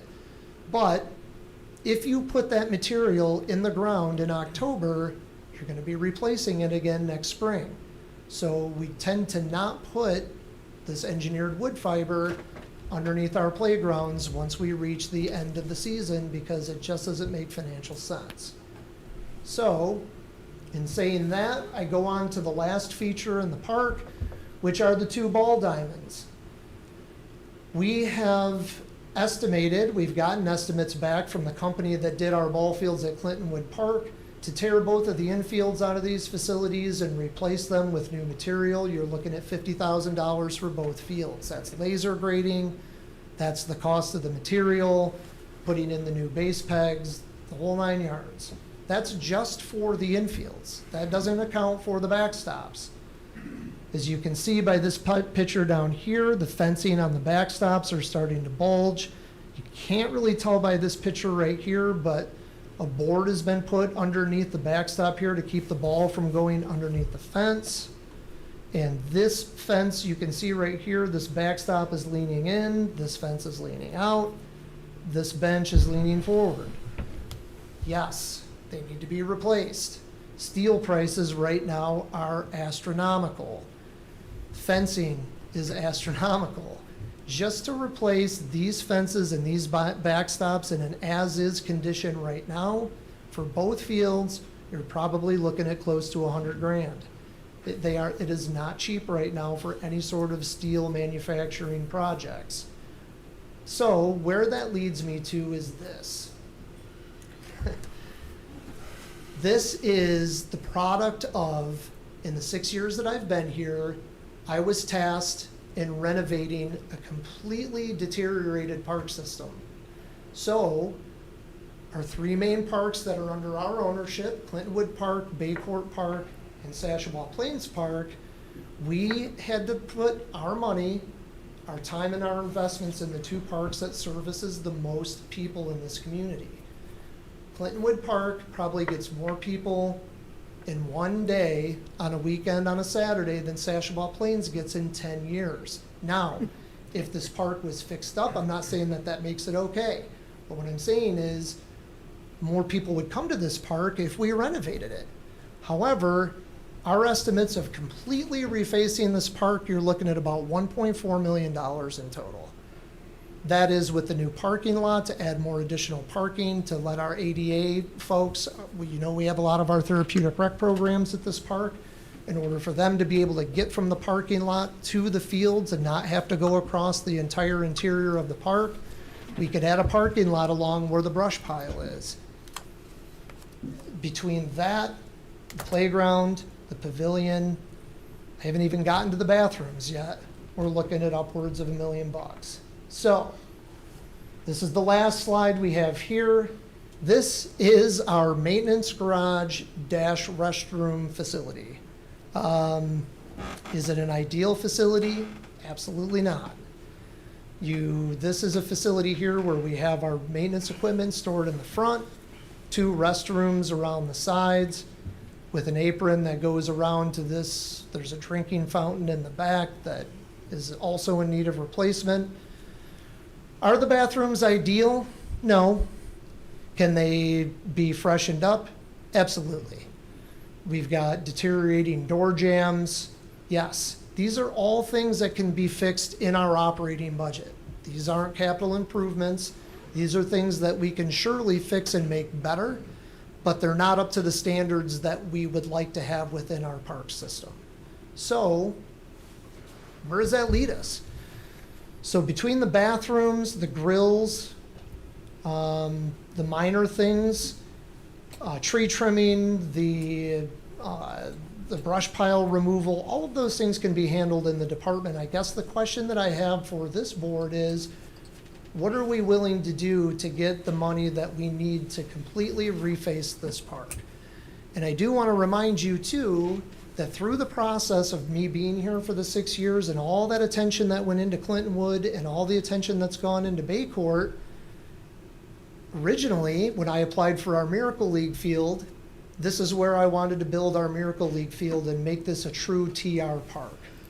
Well, as I mentioned in the previous meeting, the families of our TR families and our participants in those programs, they didn't want the baseball field at this park because they wanted it to be in a park that had more amenities. So they moved it to Orion Township. The next big idea we had was that we were working, and we brought the presentation in front of this board, that we were working with our Liverpool group to build an indoor soccer complex at this park. But we agreed to send that ship, out to sail because we didn't want a third party owning a park or owning a facility within our park. I have a great relationship with the guys at Liverpool, but I'm not always going to be here. They're not always going to be here. Who's to say that the next third party that comes in to manage this facility for this community within that park has a great relationship with the Parks and Rec Department? That may not be the case. So over time, we've constantly been trying to think of what can we do with this park?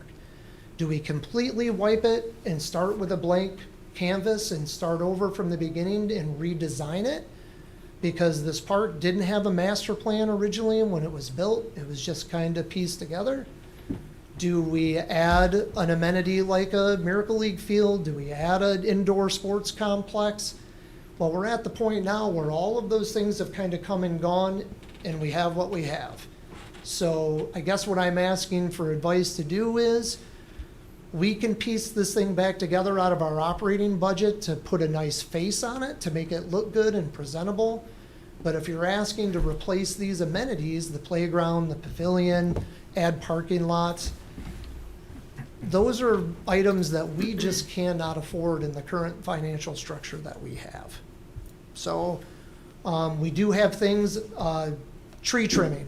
I know that was brought up again tonight. That facility is full of hardwood trees, a lot of oak trees. You cannot trim those trees until December. If you trim an oak tree in the summertime or into the fall, you'll kill the tree and then we'll be removing the tree. So we have to wait until December before we can get all those low-hanging limbs off the sidewalks, you know, away from kids jumping up and grabbing the limbs and swinging on them, those sorts of things. So I've got a couple of ideas. A while back, I had mentioned to you that Governor Whitmer had given $450 million to the state of Michigan for Parks and Recreation Services. $250 million of that money came right off the top and went to the DNR for state parks, and rightfully so. Great facilities used by the most amount of people across the state, money well spent. However, we don't have lobbyists in Lansing, so Detroit got their big share, $90 million. Grand Rapids got their big share of $75 million, I think.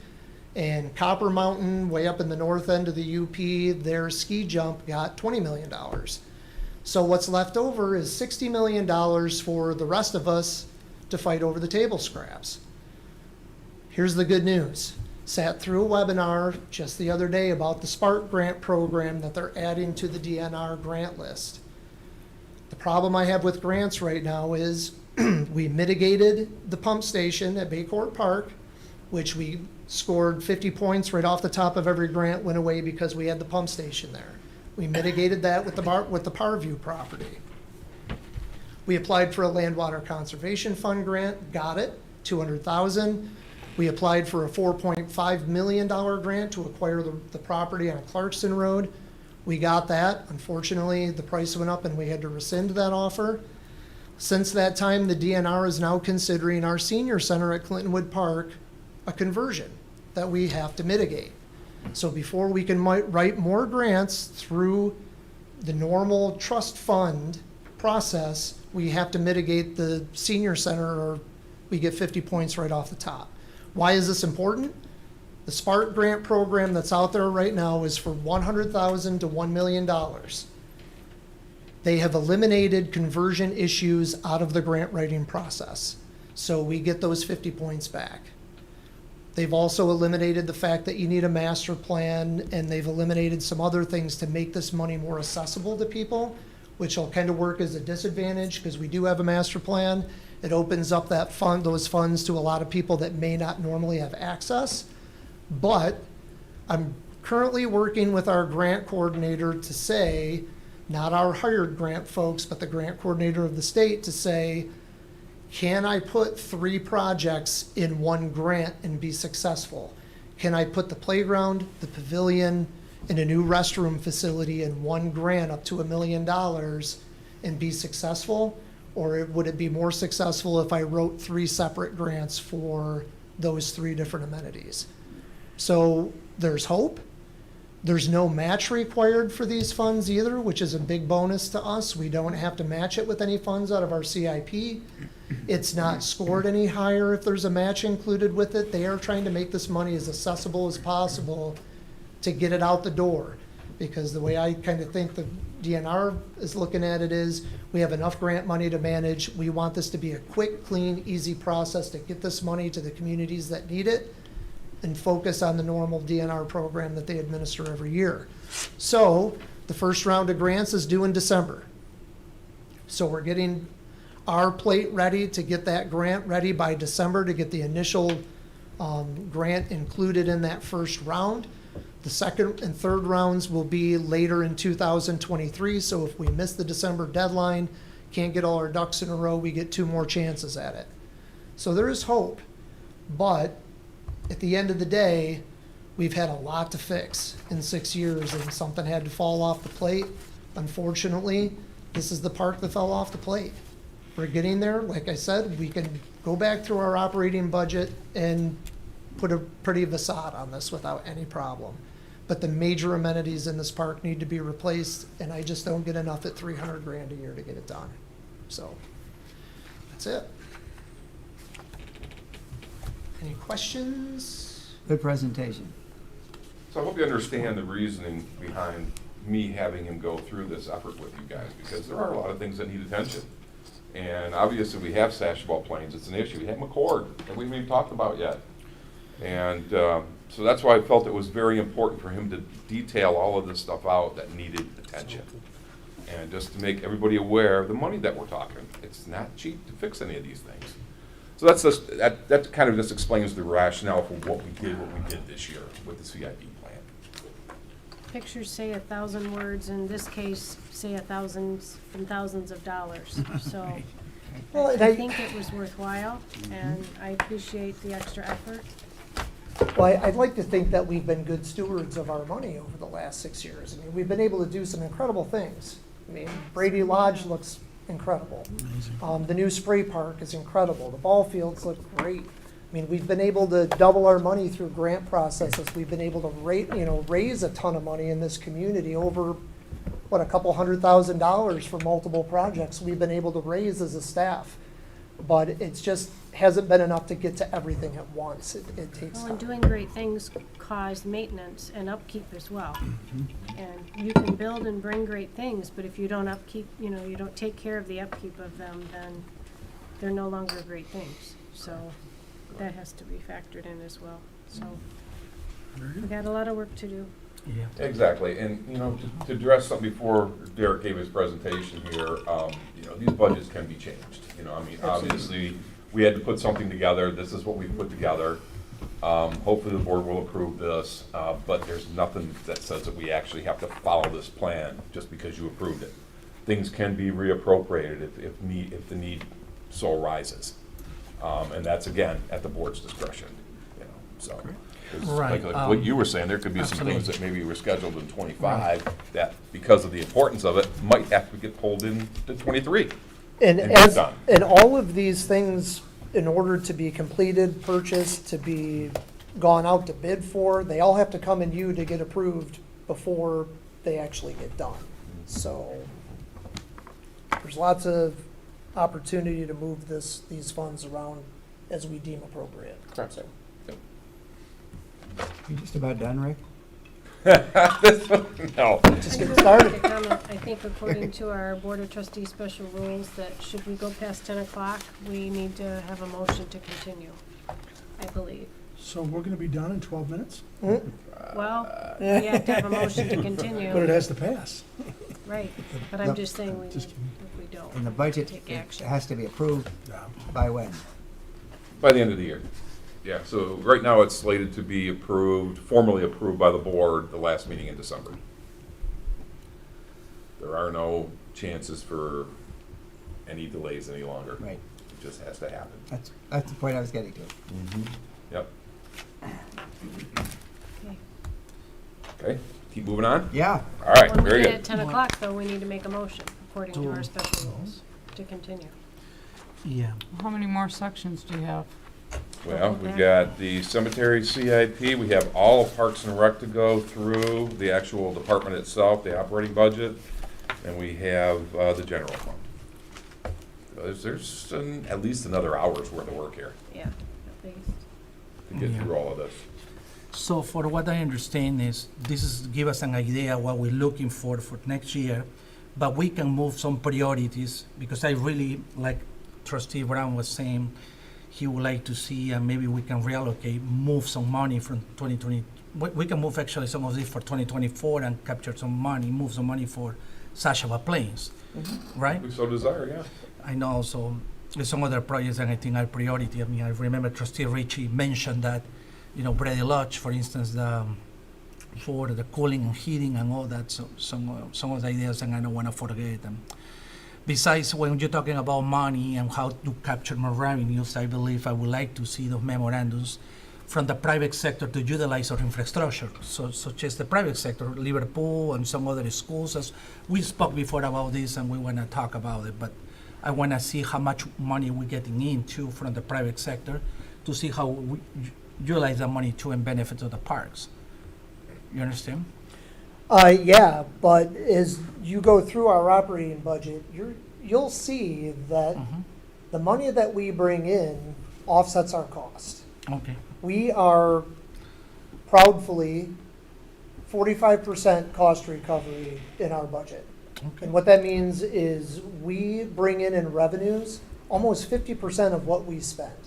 Almost. And I've mentioned this to the board every year at budget because I'm very proud of this, is there is not a Parks and Rec department in this state that can say that they are at almost 50% cost recovery. Not one. Most Parks and Recreation departments operate between about 20 and 30% cost recovery. So for us to bring in the revenues that we bring in to offset the lien that we have on the general fund, a lot of those are through fees, our memos, or our MOUs with partnered organizations. It's our rental rates, our camp programs, our baseball, soccer, senior programs, our CDBG funds. I mean, these are all things that add to the bottom line of our operating budget. That's good news, and thank you for Yes. that. Rick, I would like to get a copy of those numbers by email, so I would like to take a look of that. But thank you, appreciate that. Okay. Thanks. So also included in the packet here, it goes with the CIP schedules, obviously, there is the 10-year schedule that shows that $989,000 balance at the end of 32. There's the actual operating statement, and then you've got... Rick, can you tell us where you are? Yeah. Yeah, this is on pages probably 4, 5, 6, 7. Again, ththese are just all the regular long-term plans that have been put together for Parks and Rec, for the town hall, street lighting. Again, this gives you a look beyond the 3 years that we're budgeting right now. So that's the only reason I just want to point those out, that they are in your packet for your perusal. If there's no other questions in this particular area, let's move on to the cemetery CIP schedule, which is very simple. They only have one rear discharge mower. That's the one to purchase in '23. And the next purchase after that isn't until '26. So it's pretty straightforward. Again, any funds that are spent on cemetery-related equipment are actually coming from the trust itself. So there's no real cost to the general fund for these purchases. Quick question. How sold out are we on the Columbine, or however you pronounce it? Ooh, that would be a Dave question. Columbarians? Yes. 20% sold. Okay, thank you. Above ground? Niches, Columbarian niches. Yeah, niches. Thank you. Are we gonna do anything before 10 or no, or we're just gonna keep going? We have to make a motion at 10, so. Oh, okay, We can at 10, keep going. okay. Then let's move on to the, into the actual Parks, Rec, and Senior Division. Here, we're gonna start with the Recreation Division. We're gonna be looking at variances, $3,000 or greater. The narrative is actually broken down in 3 categories. We've got revenues, labor and benefits, and then operating capital costs. So in summary, 2023 revenues are increasing about $44,000 or 5.7%. Labor and benefits increasing about $40,000 or 4.1% when compared to 22. Operating capital costs are increasing almost $12,000 or 2.7% when compared to 22. And the recreation budget overall is increasing about $6,700 or 1.1%. Some of the assumptions we use, we are looking at a 3.25% wage increase in 23 and 24, 2% in 25, and that's for all employees. Again, hospitalization based on the new cap levels, it was up 1.3 in 22, but that's actually a very low number. Using about a 4% increase for the 24 and 25 years. We put a 10% increase for the dental and vision.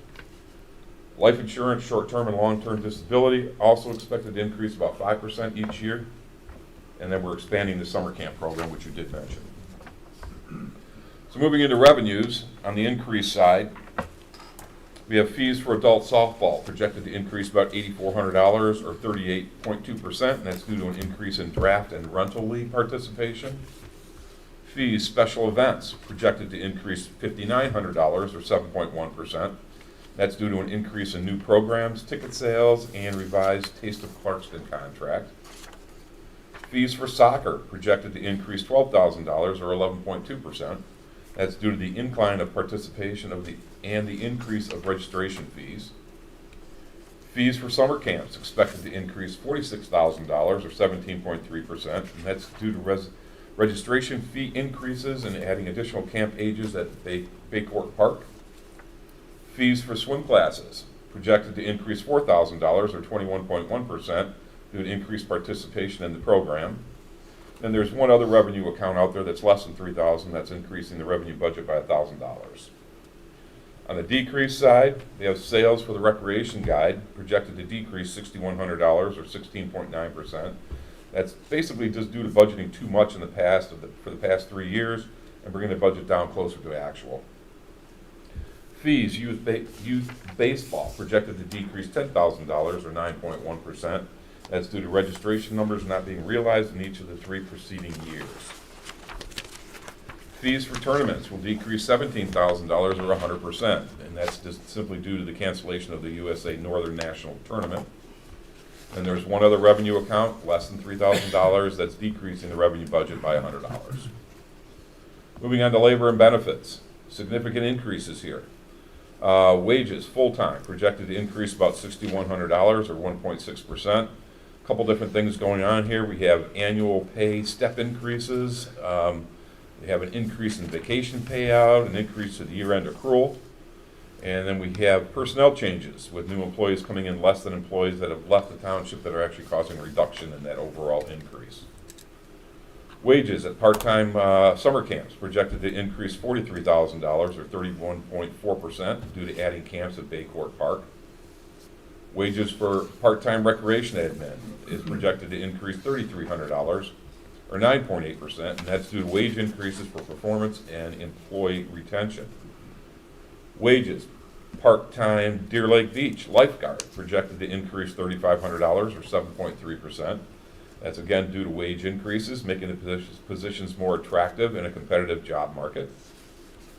Wages, part-time swimming classes projected to increase $5,000 or 45.5% due to wage increases and additional class registrations. And then we have payroll taxes are projected to increase $4,300 or 7.7%, and that's basically due to all the wage increases mentioned above.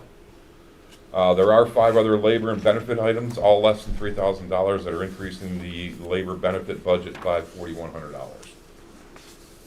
Some decreases, wages, part-time youth baseball, projected to decrease $6,000 or 23.9%, and that's due to a 3-year average cost assessment. Pension expense, DC 401A, projected to decrease $2,800 or 8%. Again, that's just due to an influx of new employees starting at the bottom of the pension schedule compared to employees that left that were fully vested. Health insurance premiums expected to decrease $17,003 or 19.5%, again due to staffing changes.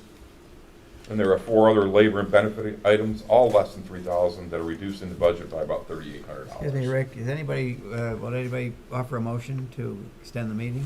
For how long? Another hour? Yes. You have to put a time limit on how long you're extending? No, but so we don't have to make another one. Oh. Yeah. You think it's gonna take an hour? I don't know. Can't you just say till budget's completed, or? How about just, I'll make a motion to continue the meeting past 10 o'clock. Period? Okay, I think we can finish by 11, if not sooner. if not sooner. Is there a second? Hence the speed talker. Yeah. Where is that person? Second, all in favor? Aye. Any opposed? Meeting is continued. Okay, very good. Moving on to operating capital costs, significant increases in this area. We have postage projected to increase about $3,000 or 33.3%. That's due to the rise in cost of postage. Operating supplies, special events projected to increase $3,600 or 19.5% due to increase in the number of special events.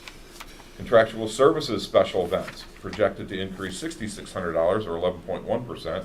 That's due to the rise in cost of fireworks for the Independence Fest. Contractual service summer camps projected to increase $3,000 or 7.1% due to adding additional ages at the Baycourt Camp program. Small equipment, less than $5,000, projected to increase about $10,000 or 158%. And that's just due to computer replacements in 23. We have 7 desktops, 2 laptops. The laptops have monitors and docking stations, compared to 22 where we only had 2 laptops with monitors and docking stations.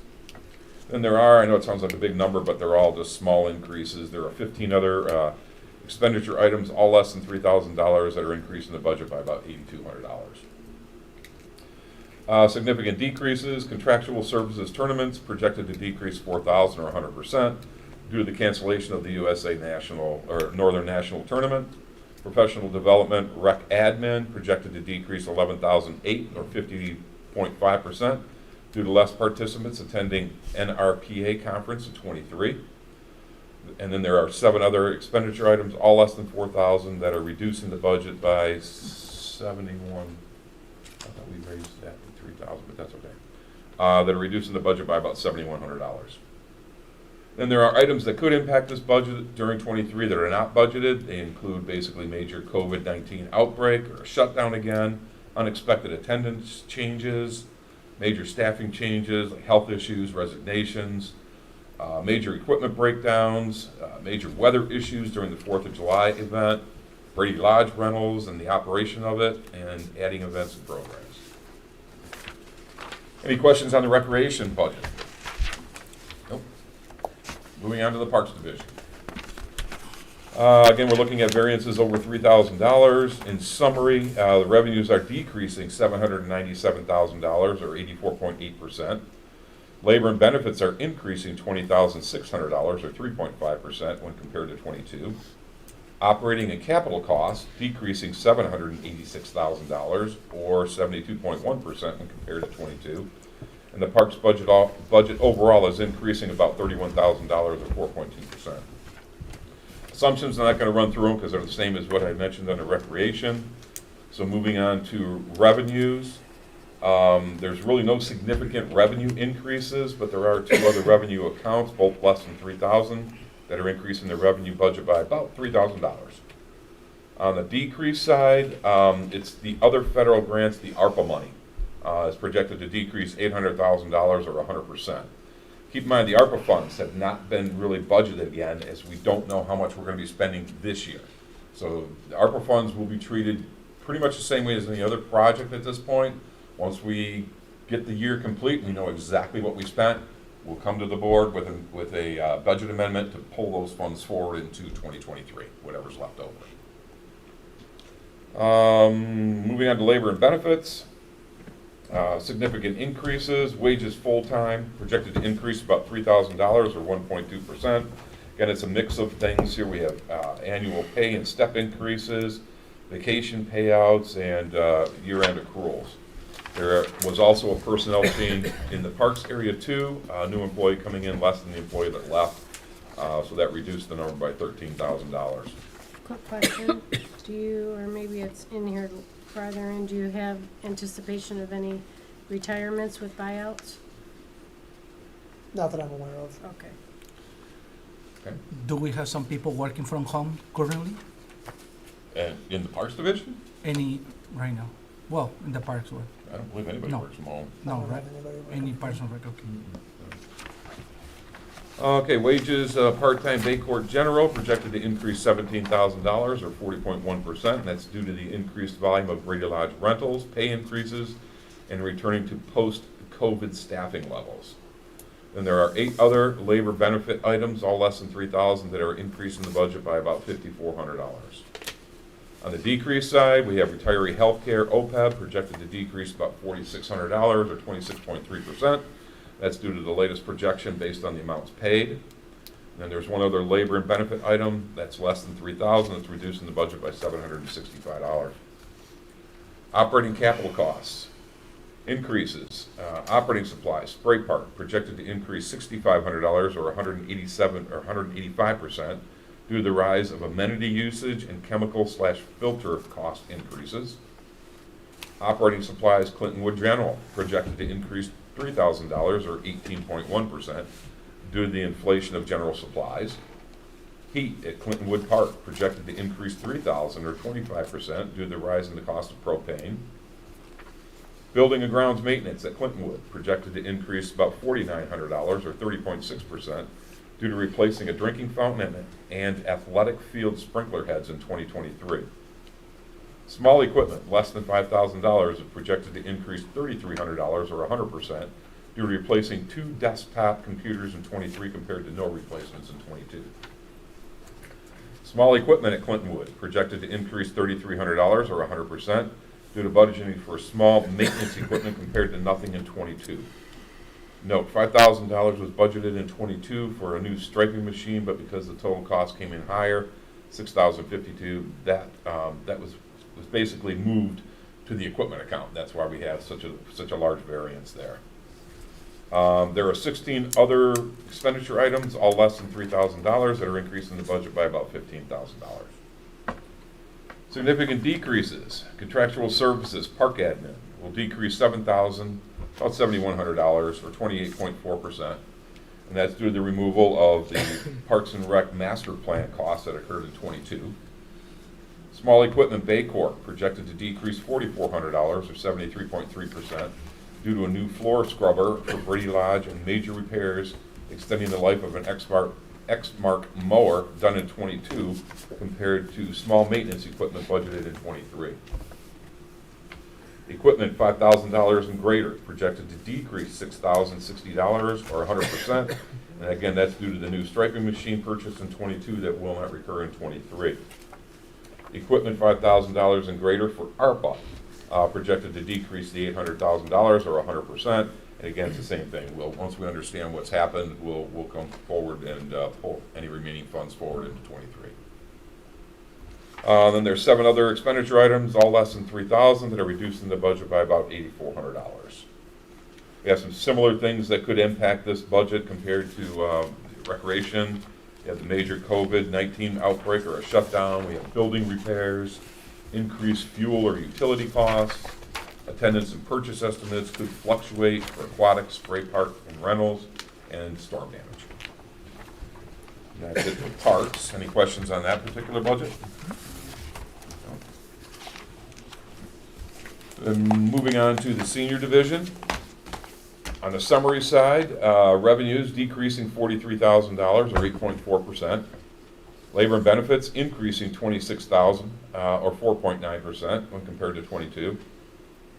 Operating capital costs decreasing almost $30,000, or 7.8% when compared to '22. And the senior budget overall is increasing just about $40,000, or 9.5%. Same assumptions, nothing different there. So moving into the revenue area, significant increases. Federal grants, CDBG, projected to increase about $4,000, or 24.6%, due to additional transportation wages for drivers and dispatch, not budgeted in '22. And then there are 5 other revenue accounts, all less than $3,000, that are increasing the revenue budget by about $4,300. Revenue decreases. The grant for SMART projected to decrease almost $34,000, or 100%. And these were basically additional COVID-19 dollars the senior division received in 2021 and can be spent through 2023. As with other projects, once we know what has been reimbursed in '22, we'll come again forward to the board and pull the remaining funds forward into '23 so they can be spent.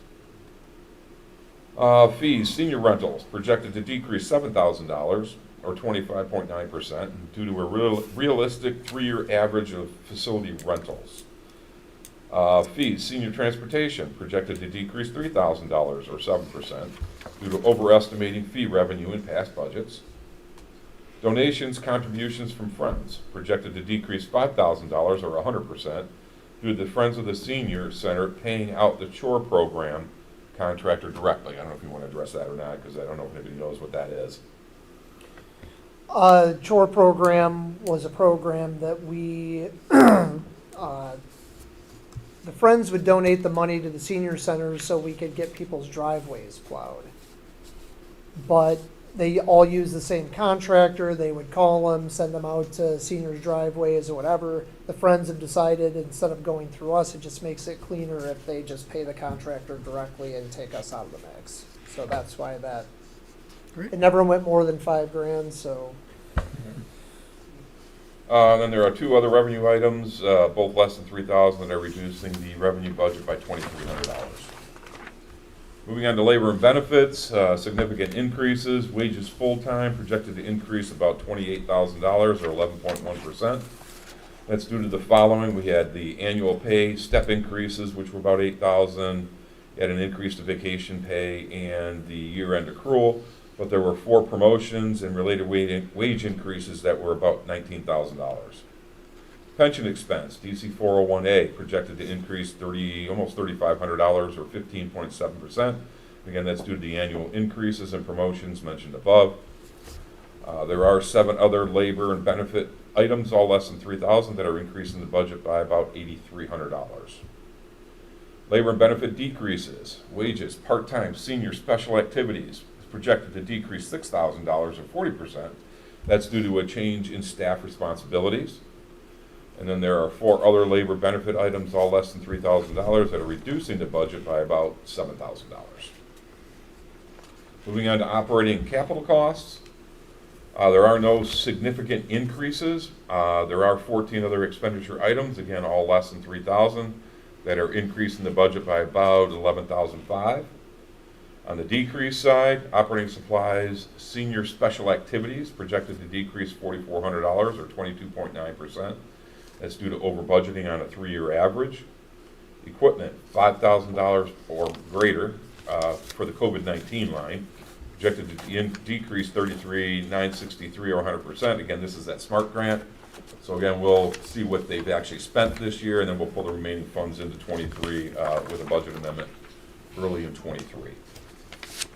Then there are 5 other expenditure items, all less than $3,000, that are reducing the budget by $3,000. Items that could impact this budget during 23, again, some similar ones here: major COVID-19 outbreak or a shutdown, loss of state or federal funding for CDBG or transportation, major equipment breakdowns, major building repairs, increased fuel costs, unexpected vehicle repairs, change in the number of program registrants, and storm damage. And that completes Parks and Rec. Pages 19 through 26. That's the actual budget itself. Page 19 is a quick and dirty summary. It just kind of breaks out recreation, parks, and seniors. It shows you what their revenues, what their labor, part-time labor, benefits, and then their operating costs are a little bit more condensed. Are there any questions on the Parks and Rec budget? Nope, thank you. No? All Okay. that for me, anyway. We're good. Thank you, sir. Thank you, Rick. Appreciate it. No problem. Fantastic job, my friend. You too. It's all about teamwork, man. All right, so if there's no other questions with that, we'll move on to the general fund. Okay, general fund. Thanks, Terry. Again, it's still broken down into 3 categories: revenues, labor and benefits, and operating capital costs. Revenues and labor and benefits will cover significant variances in general, and operating capital costs will cover significant variances by department. In this particular fund, we're looking at variances greater than $5,000.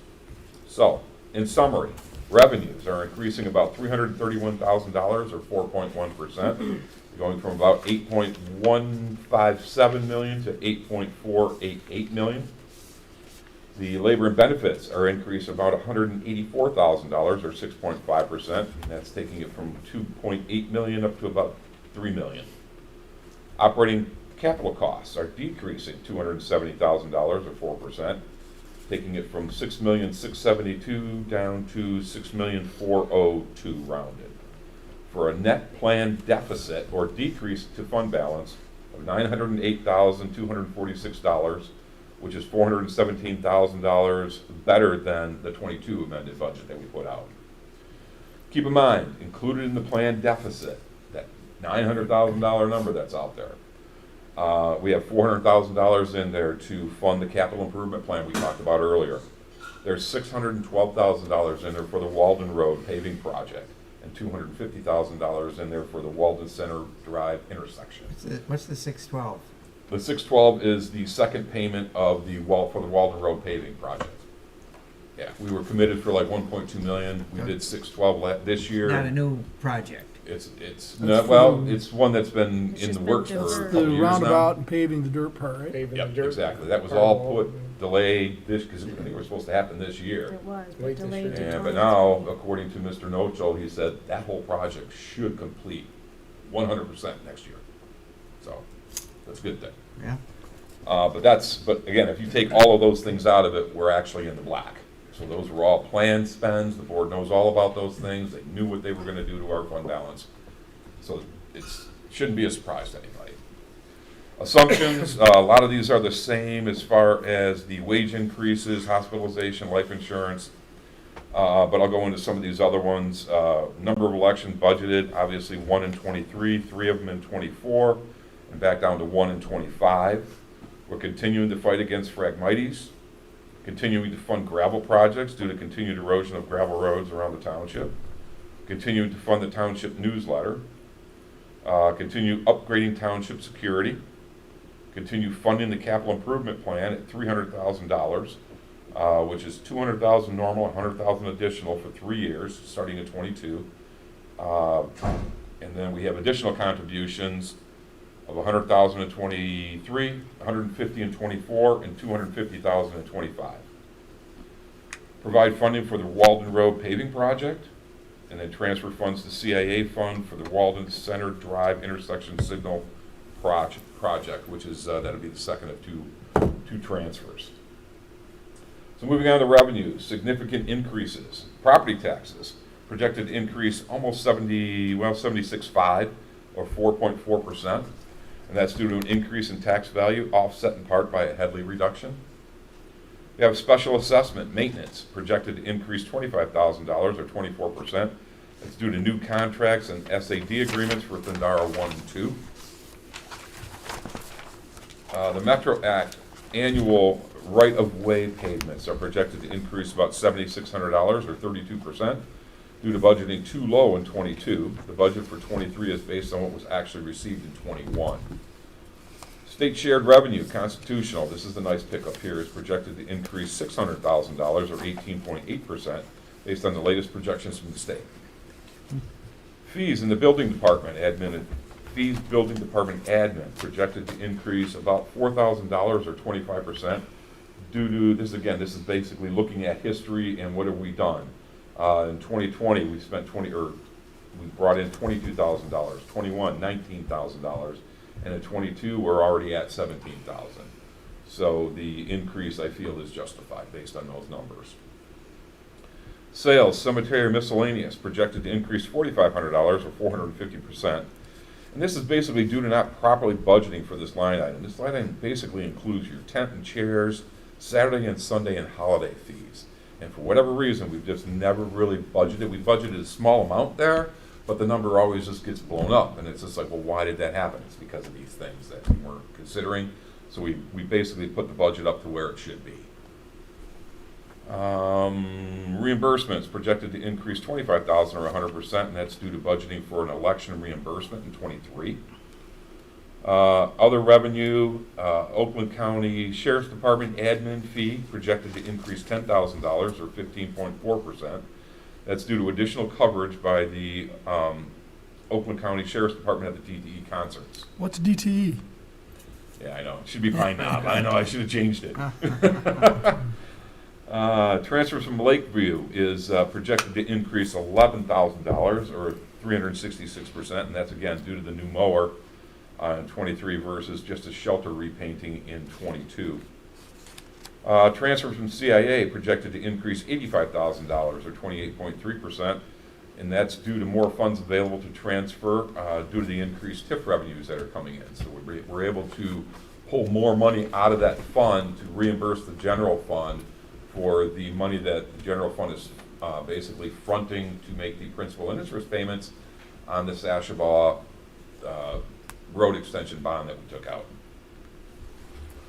And then there are 10 other revenue items, all less than $5,000 that are increasing the revenue budget by about $14,000. Significant revenue decreases. We have other federal grants, and again, this is ARPA again, so we have $500,000 budgeted in the general fund. Same story, we don't know what it's going to be spent, so we'll pull forward in early '23 any remaining funds into '23 so we can continue using those funds. Donations at the cemetery projected to decrease $11,004 or 100%. These donations, which started in 2021, are for the headstone restoration project at the Lakeview Cemetery. This is a several-year project, so again, the budget for '23 will be established in early '23 once we know what the final numbers are in '22. Then we'll pull forward the remaining funds. Interest, rents, and market value adjustments projected to decrease $16,000.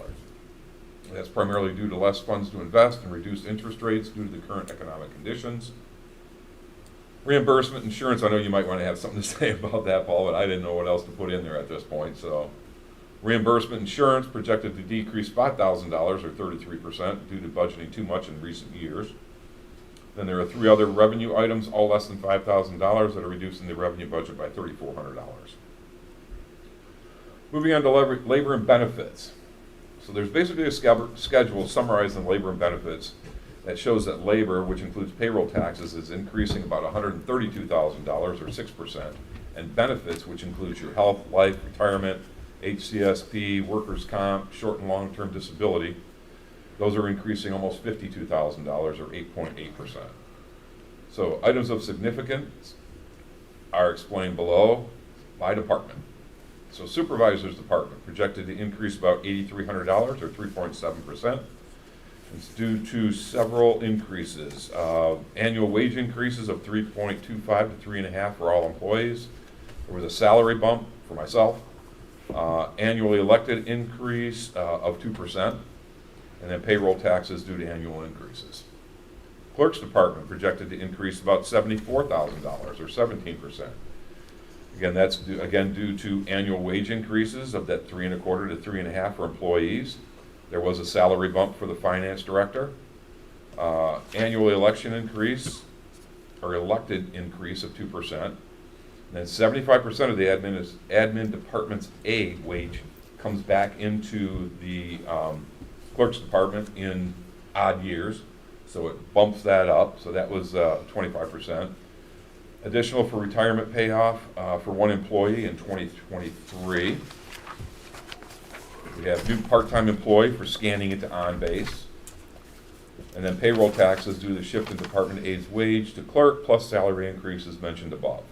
We do have one decrease within there, and that's the salary reduction for the new AP clerk that's going to be coming in compared to the clerk that's leaving. Moving on to the information technology department, projected to increase about $25,000 or 27.5%.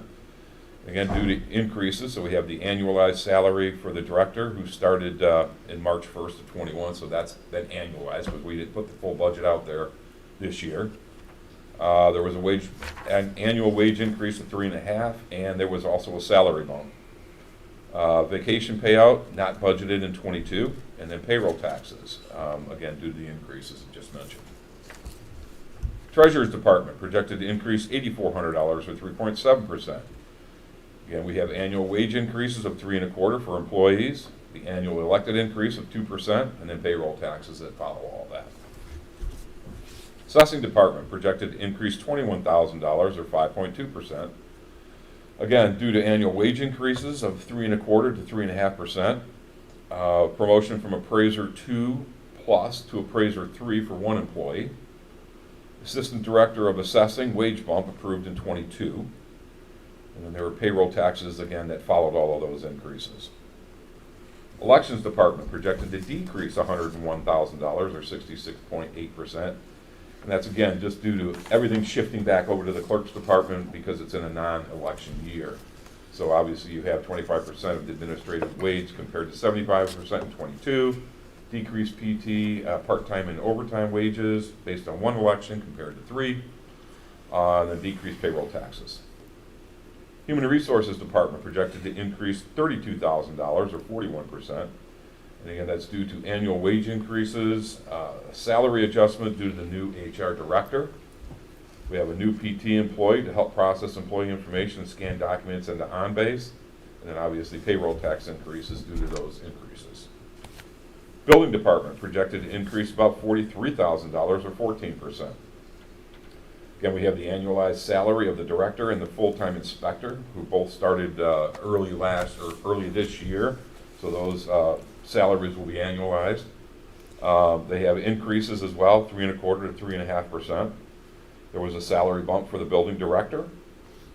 There's a salary adjustment for the new building inspector, because we're going to take him to a building inspector 2, I believe, or at least it's being proposed. annual step increases for one employee, and then again, payroll taxes that follow all of that. Cemetery department projected to increase $6,000 or 9%. Again, wages, temporary is up $15 an hour compared to $13 an hour that we had in '22. That's based off of 2,560 hours, which is 2 employees, 40 hours a week at 32 weeks. They have annual wage increases of 3 1/4, and then your payroll taxes that follow all those increases. The planning, zoning, and code department projected to increase $11,000 or 6.3%. And we have annual wage increases of 3 1/4 to 3 1/2. There was a salary bump for the director of planning and zoning. And then we had payroll tax increases due to those wage increases. Total benefits projected to increase almost $52,000 or 8.8% due to several different things. Pension, HCSP is about $23,000 of that. Health, dental, vision, life, short and long-term disability is about $24,000 of that. Increased retiree health care, which is OPEB, it's about $4,000, and then workers' comp is about $800. That pretty much makes up all of the labor and benefits. Are there any questions with anything there? Nope. Moving on to operating capital costs. Again, this will be by department. So Township Board. In summary, operating costs are projected to decrease about $38,006 or 5.1% when compared to '22. So what's going on? We have significant increases. Contractual services, this is a new line item. We named it T2 Repair. It has to do with Vendara 2. It's the repair money that we are now collecting on an annual basis. We need to budget for it because, again, like this year, they kind of caught us off the surprise. I mean, we didn't know what to even do with this money originally, and then all of a sudden they hit us with a bill because they did some road repairs. So I'm just like, well, we got to take care of that going forward. So basically, we collect $5,200 a year, and I budgeted that $5,200 a year, not knowing what they're going to spend. So that's what's basically causing this right here. And that's why we've labeled it T2 Repair, because it's Vendara 2 repairs. Community promotion spring cleanup projected to increase $24,000 or 67.7% due to an extremely high cost estimate from the county, which is based on what they are charged to dispose of these hazardous items. Dave has had recent meetings about this, and the costs are very, very high. They're almost double what we've been paying in the past. It sounds like the attitude with other townships that participate in it, they're just going to bear the cost and continue the program. So we did take this up to like $60,000, which is a huge, huge increase from the $30,000 that we were paying. But that is net of, and the county, I guess, takes care of this. We collect a fee for every car that comes through. Well, they net that with our costs, and that's what we get. Or pay, I should say. Let's see here. Water, Sashabaw irrigation projected to increase about $3,700. That's due to the mulch and edging along the median that we do in odd years only. And there are 7 other expenditure items, all less than $5,000, that are increasing the budget by $5,100. Decreases on the township board side. Contractual services projected to decrease $8,200 or 10.2%. That's due to Special Finance Council hired in '22 to explore proposed improvements in the Dixie Highway DDA that are not recurring in '23. Contractual services tri-party projected to decrease $67,100 or 57.3%, and that's due to the Man Road paving project. Residents put in $50,400, township put in $16,700, which was our share of the tri-party funds. It was completed in '22 and will not recur in '23. And there's 3 other expenditure items, all less than $5,000, that are reduced in the budget by $5,000. Moving on to the supervisor department. Operating costs projected to decrease $1,000 or 5.5% when compared to '22. There's no real significant increases. There are 5 other expenditure items that are increasing the budget by $275. There's no significant decreases, but there are 3 expenditure items reducing the budget by about $1,200, almost $1,300. Moving on to the clerk's department. In summary, operating costs projected to decrease about $4,300 or 4.8%.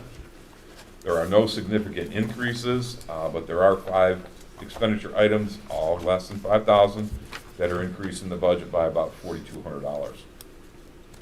On the decrease side for the clerk's department, we have office supplies projected to decrease $3,200 or 58.2%.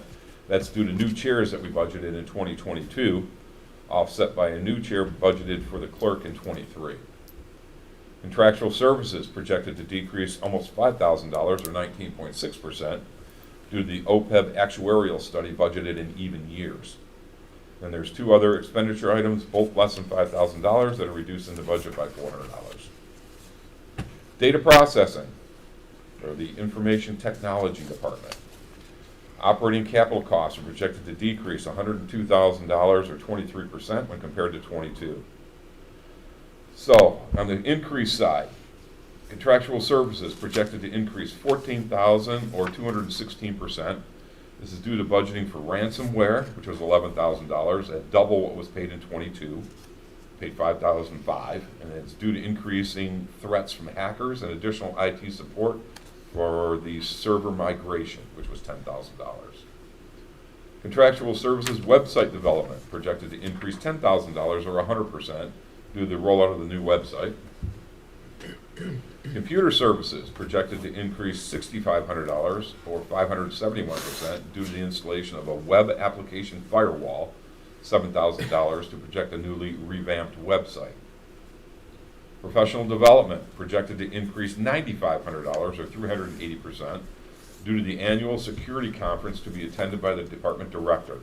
Attendance is critical as the conference addresses new threats that all organizations are facing today and ways to defend against those attacks.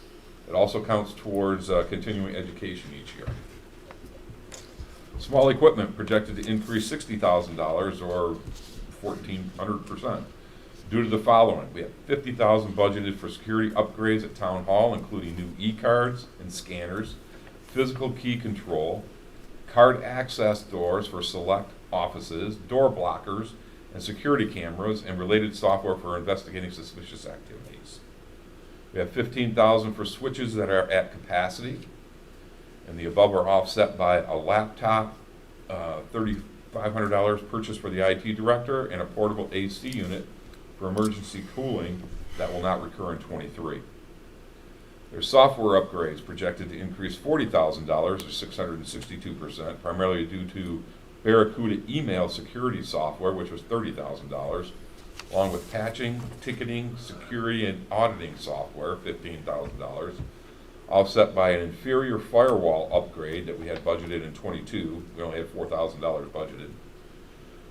Note this will bring all township systems to a supported patchable level by doing these things. Equipment is projected to increase $51,000 due to the following. $60,000 for servers, switches, and infrastructure that have reached their capacity and need upgrades to stay up with growth.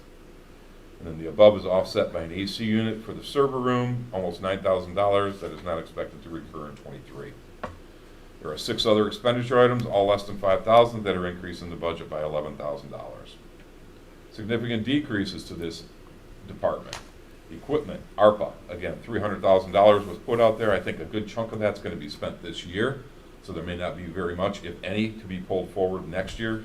But again, we handled it the same way. We'll see where the numbers settle, and if there's anything left, we will pull it forward. And there are 3 other expenditure items, all less than $5,000, that are reducing the budget by $6,000. Board of Review, basically flat with 22, so nothing to say there. Treasurer, in summary, operating costs projected to decrease $7,100 or 12% when compared to 22. On the increase side, we got small equipment projected to increase $4,900 or 495% due to the planned replacement of 3 desktop computers and monitors in 23 compared to no replacements in 22. Then there's 4 other expenditure items, all less than $5,000, that are increasing the budget by $1,000. Decreases to the Treasurer's Department. Contractual services courier projected to decrease $5,700 or 65.6% due to revisiting the deposit process and utilizing technology for check deposits and cutting cash deposits down to just once or twice per week, either using a service like Loomis. It is Loomis, right? Yeah, okay. Or a police escort to the bank. Printing and publishing notices projected to decrease almost $3,000 or 37.4% due to bringing the printing of tax bills back in-house as opposed to the county, who charges almost double what they can be done for in-house. Then there's 4 other expenditure items, all less than $5,000, that are reducing the budget by $4,400, almost $4,500. Moving on to assessing. No significant increases, actually back up. In summary, operating costs are projected to decrease about $19,000 or 17.1%. There are no significant increases, but there are 7 expenditure items, all less than $5,000, that are increasing the budget by about $4,200. Significant decreases for that department: legal fees projected to decrease $19,000 or 55.9%. That's due to adding $22,000 in 2022 for excessive litigation charges that are not expected to recur in '23. The difference of $3,000 is in addition to the '23 budget for normal legal services.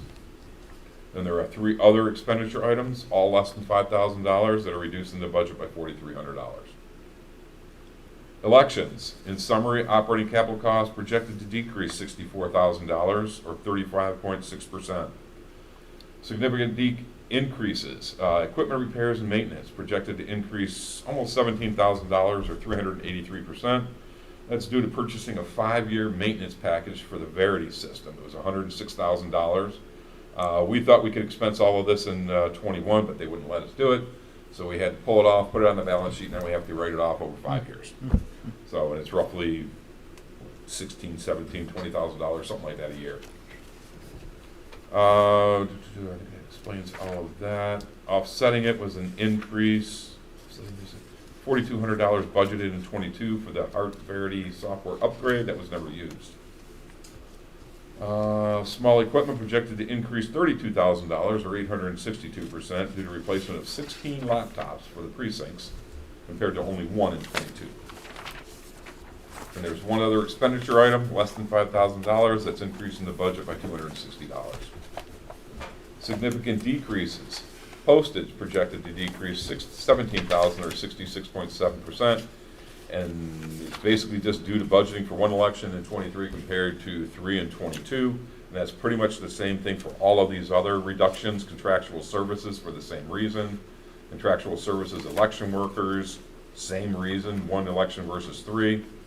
Printing and publishing, same reason. And then there are 6 other expenditure items, all less than $5,000, that are reducing the budget by about $7,100. Moving on to Town Hall. Operating capital costs are projected to decrease almost $230,000 or 54%. So moving on to increases here, we have building and grounds maintenance projected to increase about $7,100 or 10.5%, and that's due to budgeting more for janitorial services based on the latest contract. And there's 9 other expenditure items, all less than $5,000, that are increasing the budget by $4,000. On the decrease side, contractual services projected to decrease $40,000, almost $41,000, or 77% due to the design engineering for the open space at Town Hall. It was originally a $46,000 project. We pulled $40,000 into '22 to finish the project, and hopefully it won't recur again in '23. We should be done hopefully by the end of this year. Equipment for ARPA, again, there was $200,000 budgeted there. We're going to handle it just like we've handled all the other ARPAs. We'll see what's been spent, and we'll pull forward anything that hasn't been spent. Moving on to legal. No increases or decreases. It's remaining flat. Human resources. In summary, operating capital costs are projected to increase about $275. Significant increases in that department. Contractual services projected to increase about $11,000 or 225%, and that's due to a new application software that is more robust than what was being used in the past and will ultimately save time and money. There are 6 other expenditure items, all less than $5,000, that are increasing the budget by $2,400. Can I ask a question real quick? Sure. On the application software, has it been purchased or it's just budgeted? I don't believe it's been purchased. Okay, great, thank you. I'm sorry? Right, yeah, that's who we But not budgeted. purchased. He said Great. Paylocity, I think, is who we're looking at, Well, the new but I don't believe HR that person we have done may have anything with it something yet. better. There's Yeah. something that she might like. Okay, Yeah, okay. thank you. Let's see here. Decreases for the Human Resource Department, legal fees, projected to decrease about $12,005 or 62.5%. That's due to IWA negotiations that hopefully will be ending in '22 and they won't carry into '23. There are two other expenditure items, both less than $5,000, that are reducing the budget by $600. Moving on to the building department. In summary, operating costs are projected to increase about $53,000 or 46%. Significant increases in this department. Contractual services projected to increase $53,000 or 83.8% due to the following. There's two things. Adding $50,000 to process delinquent building permits and adding $3,000 or 5% to safe built due to increased rates expected in '23. There are 7 other expenditure items, again all less than $5,000, that are increasing the budget by $7,000. Significant decreases in that department. Leasing charges are projected to decrease $4,500 or 34.6%. And that's due to the new truck leases that came in less than what we have been paying due to the high residual values that the old trucks had when we turned them in. So we knew this was going to happen. The rates just went down substantially, and that's what this decrease is all about. Then there are 2 other expenditure items, both less than $5,000, that are reducing the budget by $2,300. Moving on to drainage. Summary, operating costs projected to increase $300 or 2%. There's really no significant increases or decreases, and there's only the one item less than $5,000 that's increasing the budget by $300. Street lighting. Operating costs projected to increase $5,500 or 3.5%. Again, no significant increases here, but there are 5 other expenditure items, all less than $5,000, that are increasing the budget by $6,400. No significant decreases. Again, one item that's reducing the budget by $900. Cemetery. Operating capital costs projected to decrease $20,000 or 44.6%. So looking at the increases to that department, equipment projected to increase $14,000 due to budgeting for a new rear discharge mower in '23 versus nothing budgeted in '22. And there's 2 items, again, less than $5,000, that are increasing the budget by $70. Significant decreases. Building and grounds maintenance projected to decrease $57.75 or 42.5%. That's due to grub control, which is $3,000, and repainting the shelter, another $3,000. That was budgeted in '22. That won't recur until '24. Grub control is budgeted in even years, and in '25 we will be repainting the shelter. Because that's done every 3rd year. Sorry. Building and grounds maintenance for the headstone projects projected to decrease $28,000, and again, we'll be looking at this to see what's been spent this year, and if there's anything left over, we'll pull it forward early next year to fund that budget. Then there's one other expenditure item, less than $5,000, that's reducing the budget by $120. Moving on to planning, zoning, and code enforcement department. In summary, operating costs are projected to decrease $40,000 or 6.7% when compared to '22. There's no significant increases. There are 4 other expenditure items, less than $5,000, that are increasing the budget by $2,200.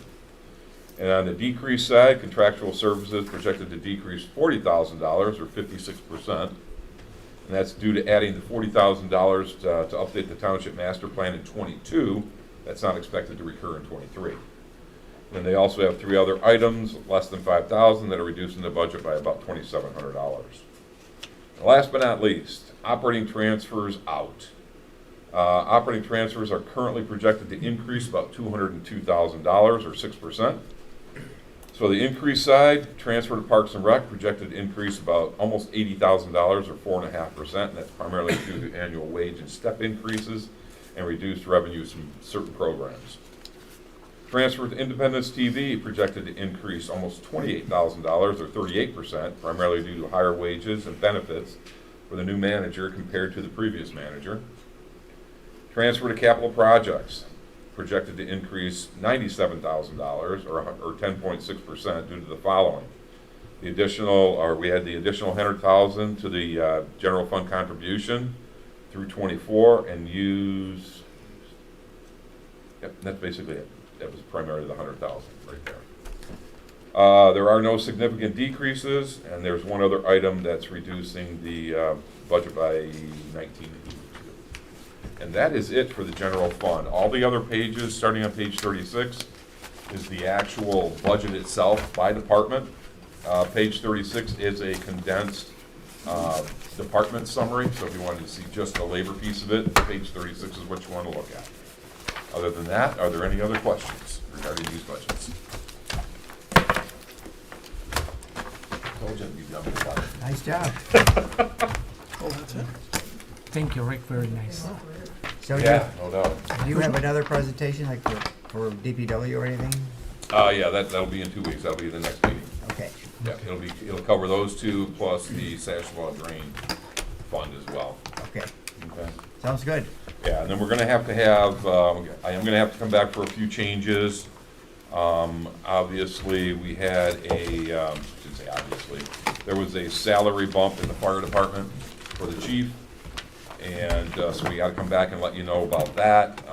There was also a salary bump in ITV. So again, we need to come back and let you know about what those things were. And then there is one more thing in the general fund that I just found out about today, another salary bump that I'll bring forward as well. So those three things all have to come back to you, but that'll be pretty brief. It's more just informing you what has changed since they were presented to you originally. And once we get past sewer and water, then we have the public hearing at the meeting after the 15th, so the first meeting in December. And then again, we're planning to approve the budget, the resolution, second meeting in December. Great. That's it. Thank you, sir. You're quite welcome. Appreciate it. Okay. I know nobody wants to hang around much longer than they have to. Board member comments? Oh, we have a fire department monthly report, September 2022. Now, board member comments. I'd like to make a comment about the fire department report there. That's the first time I think the chief used this new format, and I really like the detail that was in there. And I guess especially like the runs to the senior homes. 'Cause to me, that's something we need to address that's for going sure. forward. So. Yep, you're absolutely right.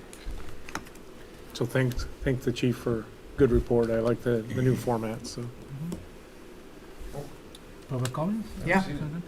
Well, I would like to thank Rick again for put together the budget. Thank you so much. And also want to congratulate again on a new Independence Township trustee, Sam Morocco, and also the Independence Township television member, David Hayward. Also, Supervisor, I would like to request your help. My future deputy supervisor, Jennifer Spiegels, tried to communicate with Liana Cole to have a healthy transition. She has some questions or concerns I would like to ask. If you can follow up with Liana, make sure Liana communicate with Liana Cole. Yeah, I can tell you that Leanna is swamped with her job and HR as well. Okay. So she's very, very, All very right. busy. Yeah. Well, I'm Yeah. saying tomorrow, but maybe hopefully sometimes, Sure. Yeah. I'm just telling you why, the reason for possible delay. Sure, absolutely, absolutely. And lastly, and I will finish, promise. Since we hear about the people in Camerley and their concern about Sashua Plains, looking forward to work with Derek.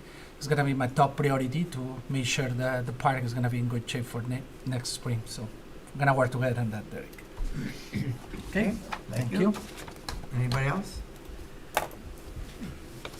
I can mention quickly that, as you all know, the transit millage is up on the ballot for November 8th.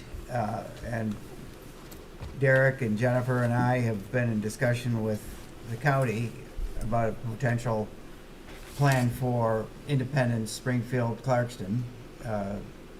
And they like our program. I spoke to Woodward yesterday, and he still wants to try to put it together for us. Basically, it'd be the same deal for us comparable for us as the NODA, the North Oakland, and the WODA, the West Oakland group. And so he's still interested in it and telling everybody about it. I got a call from a county commissioner to say today, asking what's this all about, and